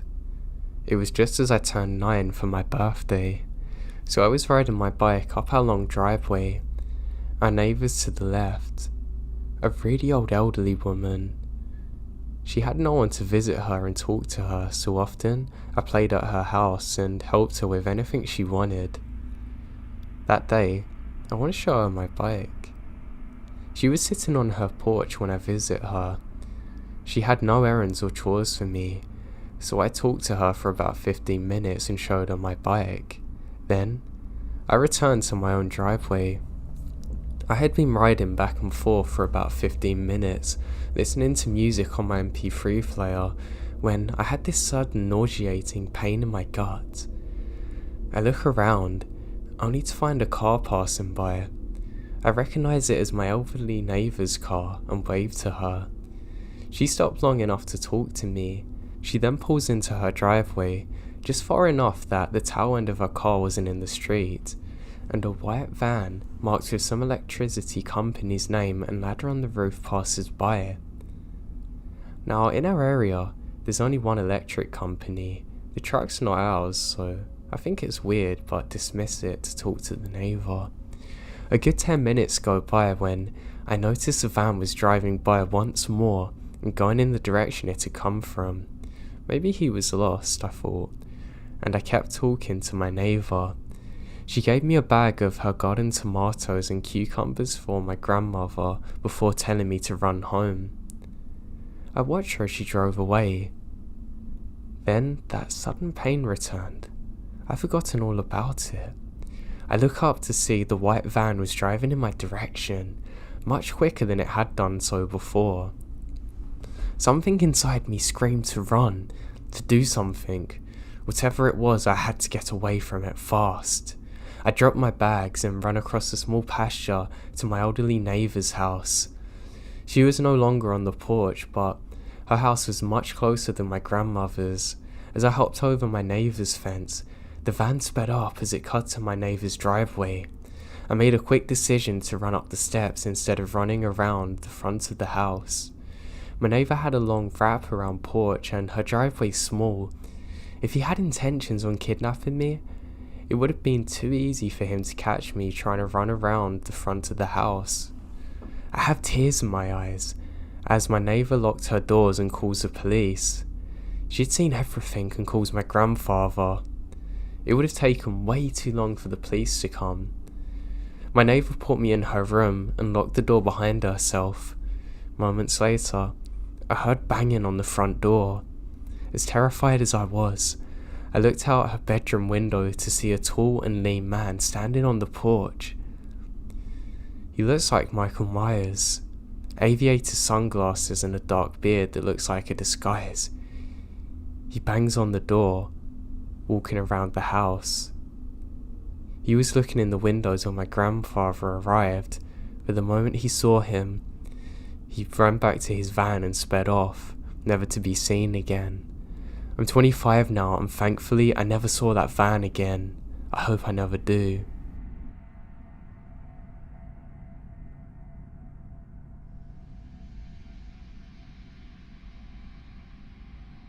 I'm a child of the mountains and my hometown was completely mountainous, so I spent most of my childhood running through the forests and stuff. And one event that happened when I was 10 remains unexplained. I was on top of the ridge several hundreds of feet above my house when I started hearing my biological father yelling. In a very redneck area, he had a very distinct voice with no accent, so it's not really possible to confuse him for anyone else. His voice was coming from the other side of the ridge, which is a bit weird in retrospect because nobody over that way actually lived in that area and everyone avoided everyone in there. Even when hunting, we'd go around. The train was worse to deal with, but it's what we done. He starts calling my name, so I go down there. But the voice isn't getting any closer. I start feeling dread washing over me, and I suddenly remember my father's on a trip to Germany. I've never ran so fast. I didn't realise it until I got to the other side of the ridge, but the forest had been completely silent on the other side of the ridge, which never happens unless there's predators or the wind picks up. Normally, I'd think I was just getting closer to black bear territory, but the voice obviously makes it confusing. Unlike a number of stories like this I've heard over the years, the experience didn't really stop me from going into the woods. It just made me more curious.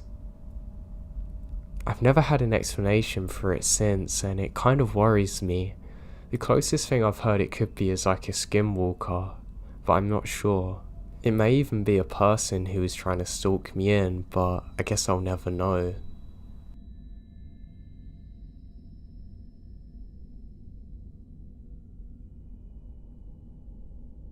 Hey everyone. About 2 weeks ago, I had a really scary experience and my husband didn't believe me, but last night, he had a very similar experience and now, we're both wondering what we could have possibly seen. So our puppy was barking to go outside and use the bathroom. It's about 4 or 5 a.m. I took him out and stood on the steps of our deck because I didn't want to get my feet wet.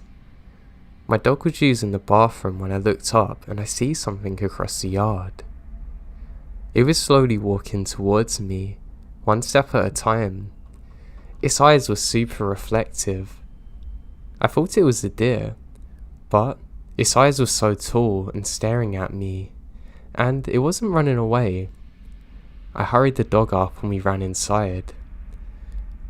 I have reoccurring night terrors, so at first, my husband thinks it's just that, but I was crying and shaking and could barely be spoken to. He tells me it's probably a deer, but I wasn't convinced, and I refused to take the dog out after midnight again. As for my husband's experience, it was early in the morning, about 5 AM. The dog was barking and he took him outside. Once again, my husband stood on the deck outside.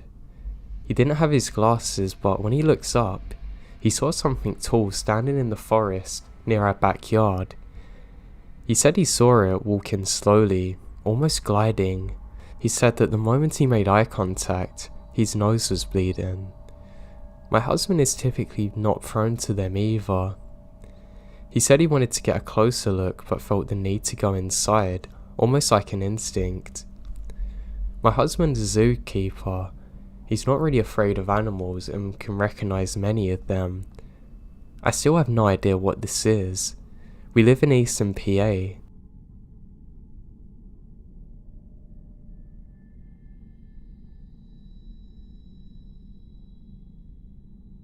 This happened around the 1900s in the countryside of South Brazil. My grandmother's grandfather was coming home from a ball very late at night. He lived in a small farm, and so to come from the party place he had a long way to walk in the middle of nothing, with just trees and bushes. And well, you can imagine how the countryside of Brazil was, especially back then. He said that while he was walking, all of a sudden he heard strange noises and lights. Scared, he hid in the bushes to see what was happening. He said there were very little men speaking in a foreign language. Behind him, there was two huge plates stacked on top of another, with lights all over them. He stayed hiding and praying until they left and ran for his life. My grandmother says that she's heard this story a few times in her youth from him, and the narrative always stayed the same, with him praying after. Only after she married and moved to the big city and had children did she start to hear about these things being known as aliens and other things. Her grandfather at the time would have had no concept of aliens.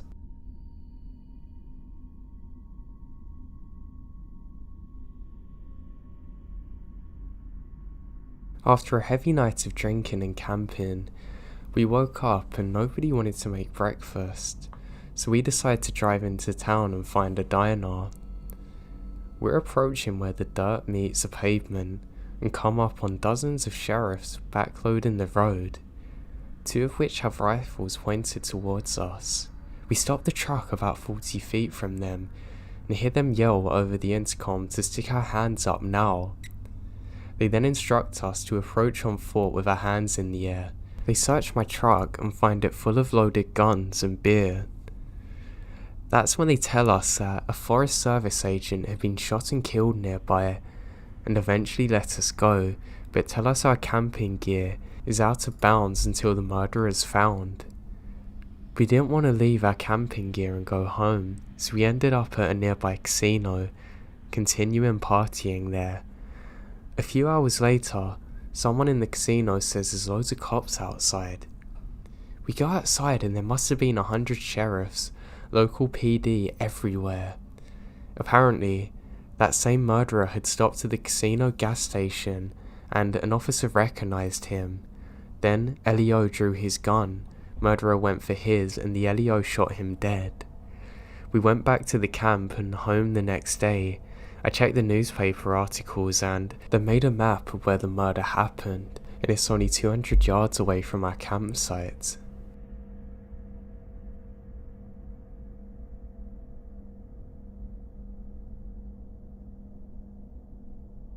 I have a friend who's a trail ranger. He's basically a ranger who can't get you in trouble. He told me about this time he was gathering illegally placed wildlife cameras and knocking them down and whatnot. The other ranger wasn't feeling well, so he said he was going to head back, but it's a 1-hour ATV ride. My friend finished up the last one when he hears voices. He kept in mind that he's far off the beaten path. He calls out and no one replies. As it was getting dark, he starts to head back and found his ATV won't start. He then realizes that the batteries are not connected. He reconnects it and started to drive, but isn't going fast. Less than half a mile later, the whole thing died. He radioed back saying, "Hey guys, someone picked me up." They said they would do it, but are gonna take an hour. He said, "Can the other guy come back?" and he said no. So he settled down, made a small fire, but heard voices again. It's dark and he's angry. The voices sound like an argument now. Someone was angry, yelling at someone else who sounded scared. He called out and said, "Does anyone need help?" The voices don't care. He thinks they're less than 1,000 feet away. He radioed again, and they said they're having trouble finding what path he'd be on, and haven't left yet. He said to them just to get another ranger there. About 3 minutes go by, and the voices start again. He decides to walk there, hoping maybe there's some drunk people that have a map. He walks in their direction, but the voices seem to be getting further away as he got closer. Finally, 20 minutes later, he gave up and walks back. He got a radio call, and they said the other guy was passed out, covered in vomit, and was taken to hospital. They don't know exactly where I come from still, because he crossed off everywhere that he went. Then the radio died, and the voices came back. Bored out of his mind, he decides to listen to what they're arguing about, and picks up on things like, "Well, it wasn't yours to take, and I knew you were gonna do this, you idiot, and I don't care." His guess is that 2 hunters are arguing over a kill. Then he heard something intelligible. Then silence. Bang. A gunshot. He doused his fire and hid. After that he heard nothing. Just his breathing for the next half hour until he saw ATV lights. He told the guy picking him up everything, and they called back. They had people looking for 3 hours but found nothing. They came back the next day with police and dogs. After about an hour, a shallow grave was found, and a man who'd been shot in the head was also found. Thing was, it was a skeleton who had been there for years, so either the argument he heard was somehow from the past, or someone else got murdered recently when he was there.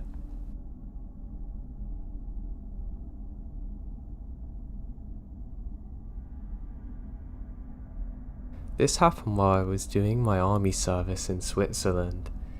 I'm not allowed to talk about exactly what we were doing there, but I'll try and keep this clear.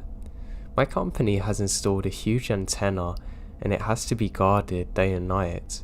So we're on a hill, away from a city near a massive forest. It's 1800 hours, and I had just started my watch of 6 hours with another soldier. Everything's fine. We smoke cigarettes and keep ourselves occupied until our night watch ends.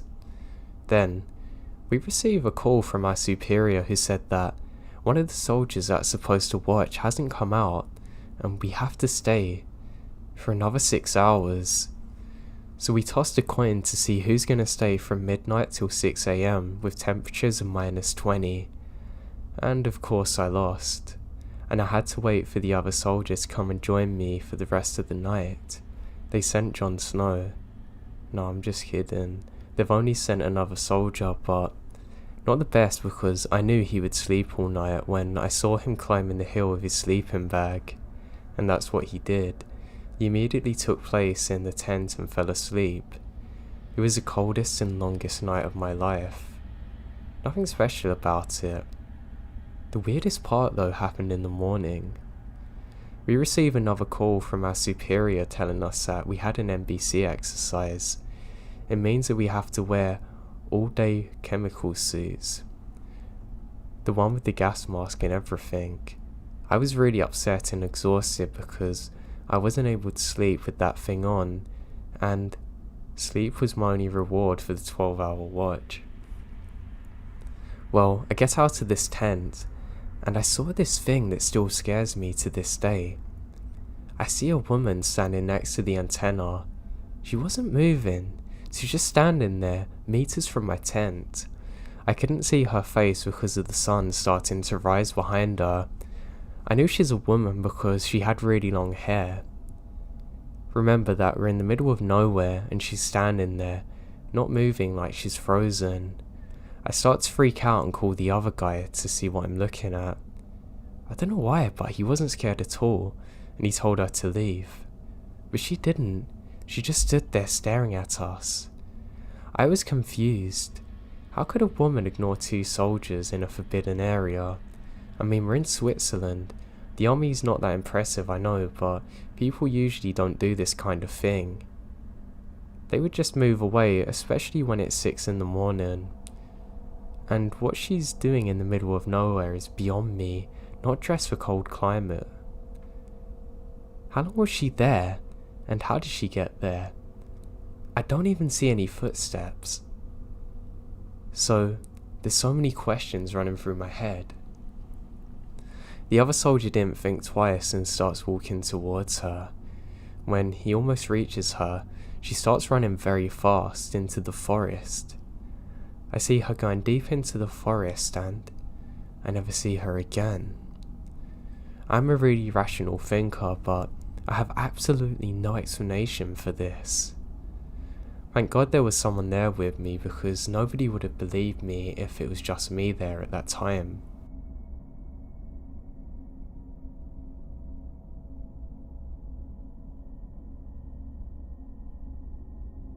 My father told me a story many times when I was growing up of something that happened to him. I know he believes it to be true, and he's not a very superstitious person whatsoever. Very analytical on the other hand. My dad was 5 years old, camping with the Boy Scout troop. They sent everyone for firewood. It was dusk, so he went off on his own and a little further than the other kids. He wanted to gather more firewood than anyone else.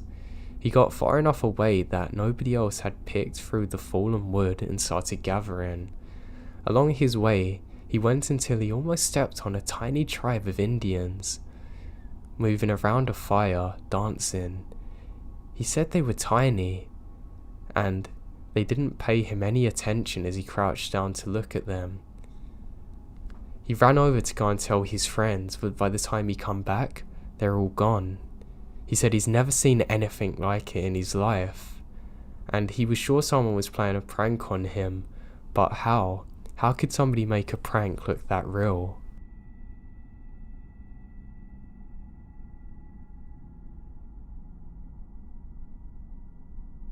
I live near a very large, very popular national park. Locals here, like myself, are pretty aware of the goings on here. Strange sounds, weird creatures, and strange disappearances. I've dealt with these in my past times and hikes, and even just relaxing in the park. Here's one that still freaks me out to this day. I was at my grandma's house that's deep in the Bonnies, and the only road there is a gravel road that's washed away. Without a good car, you're not getting anywhere. My cousins lived in a trailer with their mums, right below my grandma's.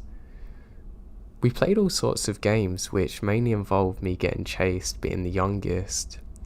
My grandma was in hospital with my aunt, so our oldest cousin, who I'll call D, had to watch us. D was, and still is, the only cousin that's older than us that we still hold in high regards. He would mess with us and play around, but actually cared about us. The whole day we were playing around, but we would usually play more at night, like hide and seek, etc. We've been playing pretty far away from the house and it was starting to get dark. We decided to go back to the house and grab flashlights and play manhunt. Of course, I was the one being hunted. so I ran pretty far into the woods on the other side of the property, hiding behind a log. I heard my cousins getting closer, so I ran and they saw me. We ended up running to the very back of the property line, and we saw my cousin D. He looked at us and kinda growled. We all run from him, thinking it's a game. We ran back to the gravel road when we saw him walk out of the tree line, but he did in a weird way. Gloatingly, in fact. We ran into the house and decided to barricade the door to play a prank on him. We moved a couple of things in front of the door, but decided to move the big coffee table in front of it too. As we loudly scooted the table, they come into the living room from the bedroom. We had obviously woke him up, and we said we saw him chasing us, and he got wide-eyed. He said stay in the bedroom. We sat in the bedroom for about 20 minutes, and he come in and told us not to worry, that he's just scaring us. It wasn't until 4 years later, when I was 13, he told me the truth. He's pretty certain that it was a skinwalker. He told me he's dealt with it before and was terrified it hunted us, and he was too scared to tell me at the time because I'd get worried.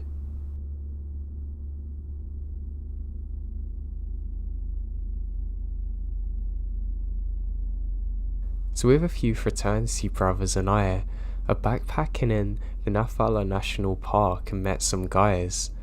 They're locals. I mean, not local hangout bros, but local backwoods people who lived there for generations, hate the government and society types. These are guys that have apparently been helping Eric Rudolph, the Olympic bomber, hide in the national forest by supplying him with food drops.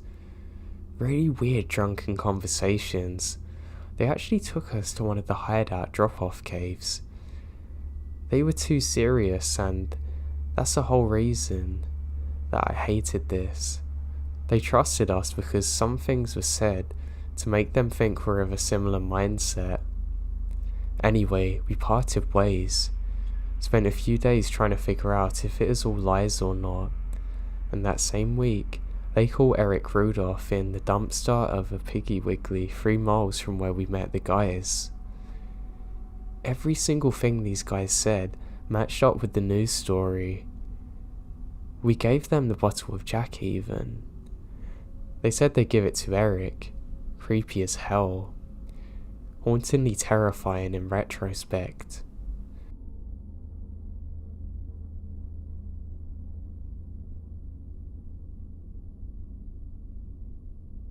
So when I was about 5 years old, I was at my sister's graduation party. My father had rented out a pavilion at a heavy wooded area of Country Park.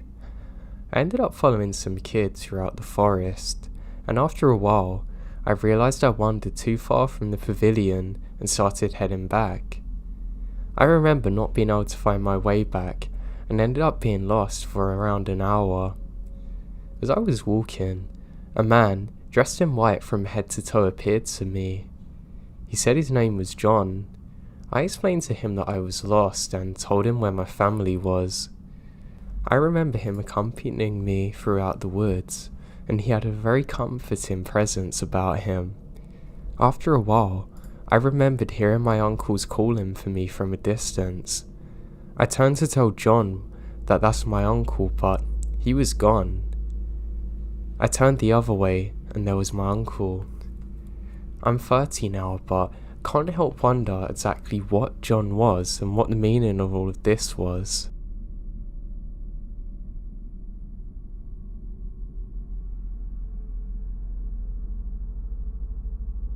I guess I'll write what happened in chronological order.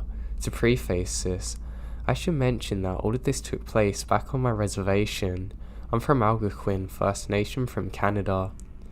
Another thing I should mention is that on the res, traditional beliefs and legends of the paranormal are still a big part of our community.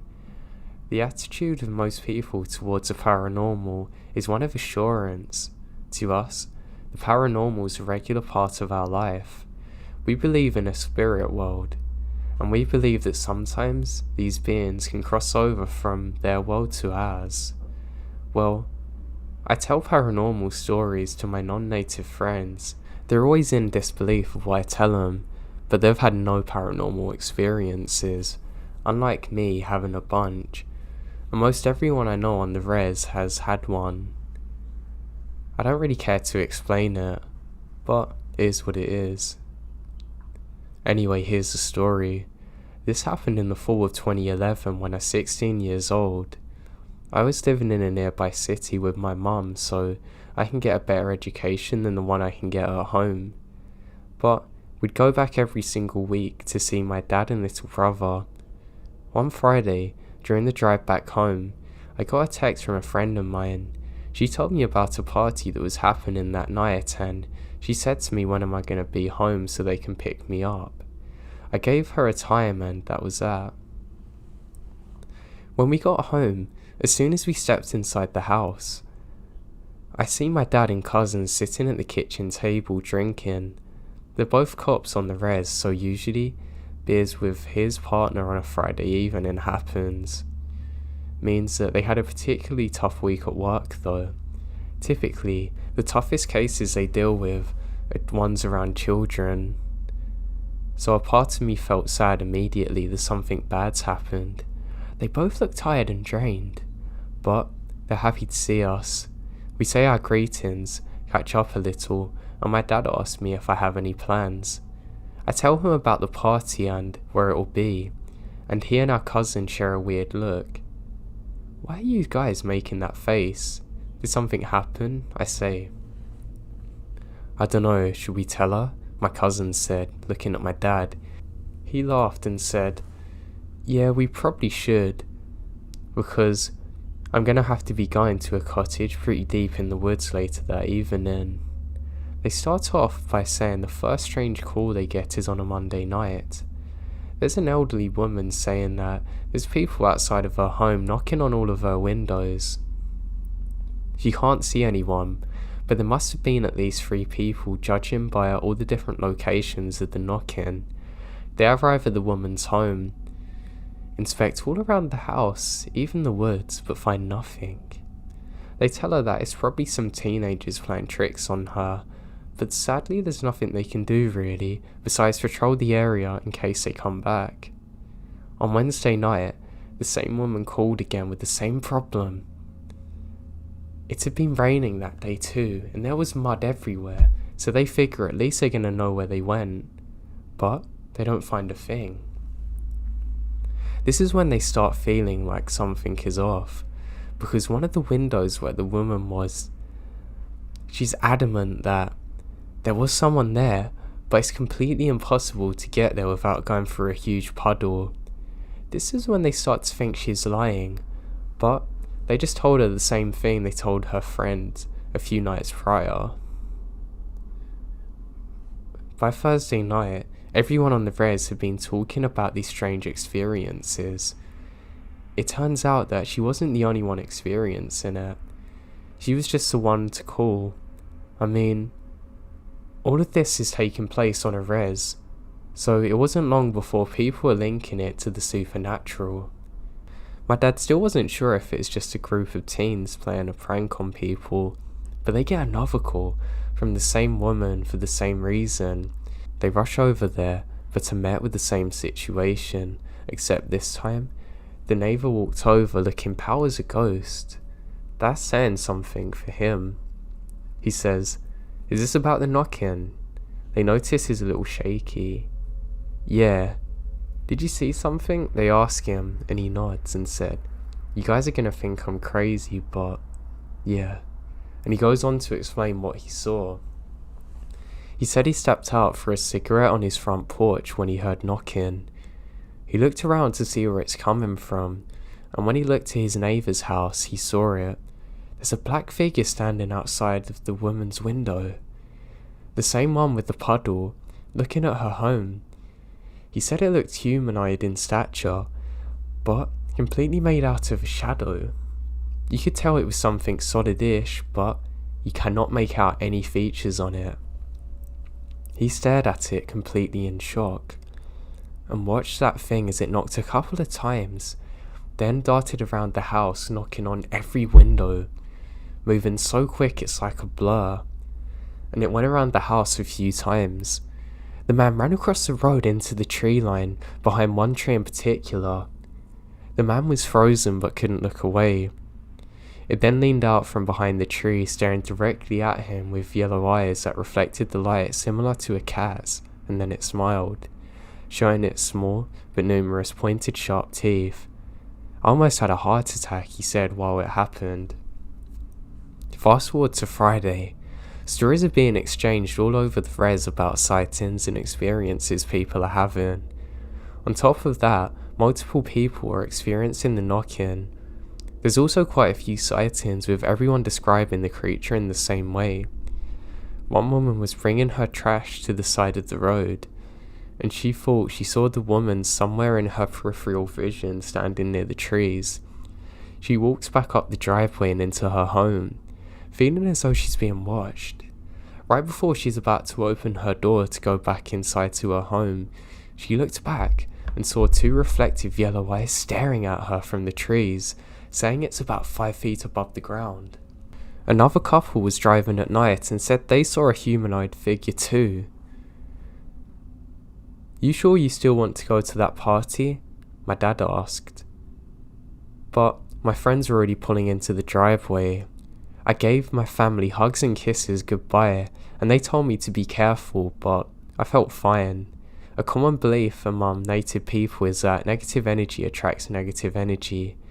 Therefore, an evil spirit will draw to people with unresolved issues, traumas, and sinners, I suppose. If you're someone who's spiritual, self-aware, and basically a good person, you're pretty good. So I get to the party, and within 20 minutes, the conversation shifts towards the paranormal experiences everyone's having. I'm really curious about what everyone has to say, because they have stories that I haven't heard yet, but my friend, being 17 and all, couldn't hold her alcohol very well, and was crying about how she wishes she was closer with her brother. I'm trying to make her feel better while listening to everyone else's stories. One of the people from the party was related to the neighbour of the woman who was calling the police. The experience really shook him up, and my friend was just explaining everything that was going on. For one, he smudged his entire home, which is something people do for extra protection from the paranormal. He also went on multiple visits to the elders around the community asking for advice. What we do know about paranormal experiences on the res is that they don't happen as much as they used to. If you talk to one of our elders, they'll have endless stories and even more advice to give about how to protect yourself. One of the explanations that was given to us is that the shadow guy is evidence that someone was doing unauthorized shaky tent ceremony. If you don't know what that is, it's basically like an Ouija board session that takes place inside of a tent. People stand around the tent while the medicine man or medicine woman goes inside asking questions. The tent begins to shake and you hear voices of the spirits coming through. I've never personally been to one because we haven't had a good enough reason to make one, but typically our ancestors use shaken tent ceremonies when they're starving in the dead of winter and need some direction on where the nearest food is. My mum's been to one. Her story's crazy. She described hearing multiple men and women only speak in native tongue, and they're upset that people were doing a shaken tent ceremony when they're not on the verge of death. The people there had to explain that they're only doing the ceremony to prove that it was real, as we'd been losing our culture as a result of residential schools. But the spirits are angry, saying that the bridge between the two worlds should never be opened unless necessary, because you don't know who you're talking to. It could be evil spirits. You don't know. Anyway, the elders told him that this spirit crossed over into our world because of a shaken tent ceremony. Someone on the res has been doing them without consultation of the elders, so we start thinking about who would do that without the proper guidance, and then two of the drunkest dudes say, "Oh, I'm not scared.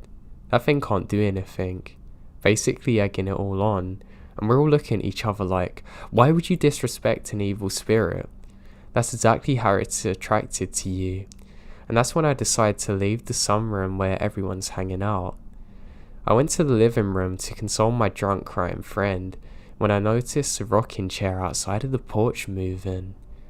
I slowly moved away, refusing to make direct eye contact, but I do in my peripheral vision. Anyway, I'm inside the cottage and I keep seeing this rocking chair moving back and forth. But another thing we're raised to do in our culture is to ignore paranormal. Spirits feed on energy people give towards them, so if you freak out, if you get angry, if you start crying or yell at it, that's exactly what it wants. It thrives on energy of any kind. So while I knew something messed up was happening, I wasn't about to pay attention. 5 minutes now go by and I still see it out the corner of my eye. That's when my friend screams and she runs on the other side of the sunroom. My other friend, too, sprints to the girl, number 1, who's sitting, and butts through the French doors onto the balcony. All of this happens in a split second, but I immediately go to the patio and ask what's going on. Girl 1 is crying on the couch with friends all around her. She claims to have seen the spirit. She said she was listening to the boys talk about the spirit when she saw boy 2's face as he was looking onto the balcony behind her. She turned around to see what he's looking at, and directly on the other side of the window was the shadow spirit on the rocking chair smiling at her, literally 3 feet away from her. That's when boy 2 sprinted towards it and burst through the French doors. I walk outside to find boy 2, and he's on the lawn, staring into the woods. I call his name and he looks up. All he says is, "Get everyone inside," and the tone of his voice makes me scared. I get all of us inside the cottage. This is when the phrase, "come at me bro," was gaining popularity. So you can imagine the drunk kid yelling that into the woods. It's terrible. I eventually get everyone inside. Boy 2 comes inside and tells everyone to clean up and that we should leave as soon as possible. Everyone has trash bags and we're clearing away the beer cans and whatever. Everyone goes inside the cottage and it's only me and boy 2 in the sunroom now. I look to him for answers and he says, "It's outside." I nod and start cleaning faster. The sooner we're out of here, the sooner we get away from that thing. As we're cleaning in the sunroom, we hear knocking on multiple windows. The entire sunroom's made of glass, but it's dark out, so you can't even see. And he says ignore it. I'm really scared now. Within 2 seconds, someone comes running out of the bathroom and says, "I'll kill whoever's knocking on the bathroom window." But everyone's accounted for. Someone else comes running out of the bedroom saying that there was knocking on the window as well. Now everyone's freaking out, and me and boy 2 and our one other friend are the only sober ones now trying to calm people. We get the place clean and get outside and to the cars immediately. Everyone's getting into the trucks and I'm standing there. The guy looks relaxed, then all of a sudden looks worried and shoves me inside his truck. We peel out of there quick. A few days later, I end up hanging out with boy 2 and he tells me the story from his perspective. He said that when the boys started talking about the spirit, it appeared on the rocking chair behind girl 1. He said he made eye contact with it but couldn't look away. They were staring at each other, and that's when girl 1 and boy 2's expression changed. He said it was instinct to defend the people he's with and ran towards it. He said that the feeling he was getting from the cockgee was almost like daring him to do something. He said the second he got up, the cockgee stood up and ran into the woods, disappearing into a blur of the tree line. Boy 2 ran off the porch, looking around the lawn when he saw it standing there, right next to the woods. It was smiling at him. and he heard it mocking him, calling his name, then disappearing. He didn't see it again until everyone was getting inside the trucks, which explains why he suddenly pushed me inside. He said it was standing on the far end of the truck, super close to us. Later that night, when he dropped everyone off, they realised that they never locked the doors. So he went back to the cottage, but his friend was too scared to go in, so he goes in on his own. But the second he opens the door, he sees that thing standing inside. He locks the door as quick as he can, and they peel out of there. The sightings continued for a few days after that. We definitely weren't the only people on the res to have them kind of experiences. It was the talk of the res. Everyone was curious about what happened. Would it come back? What was it? All I know is that it terrified us, and it's 2018 now, and no one else has seen anything like it since.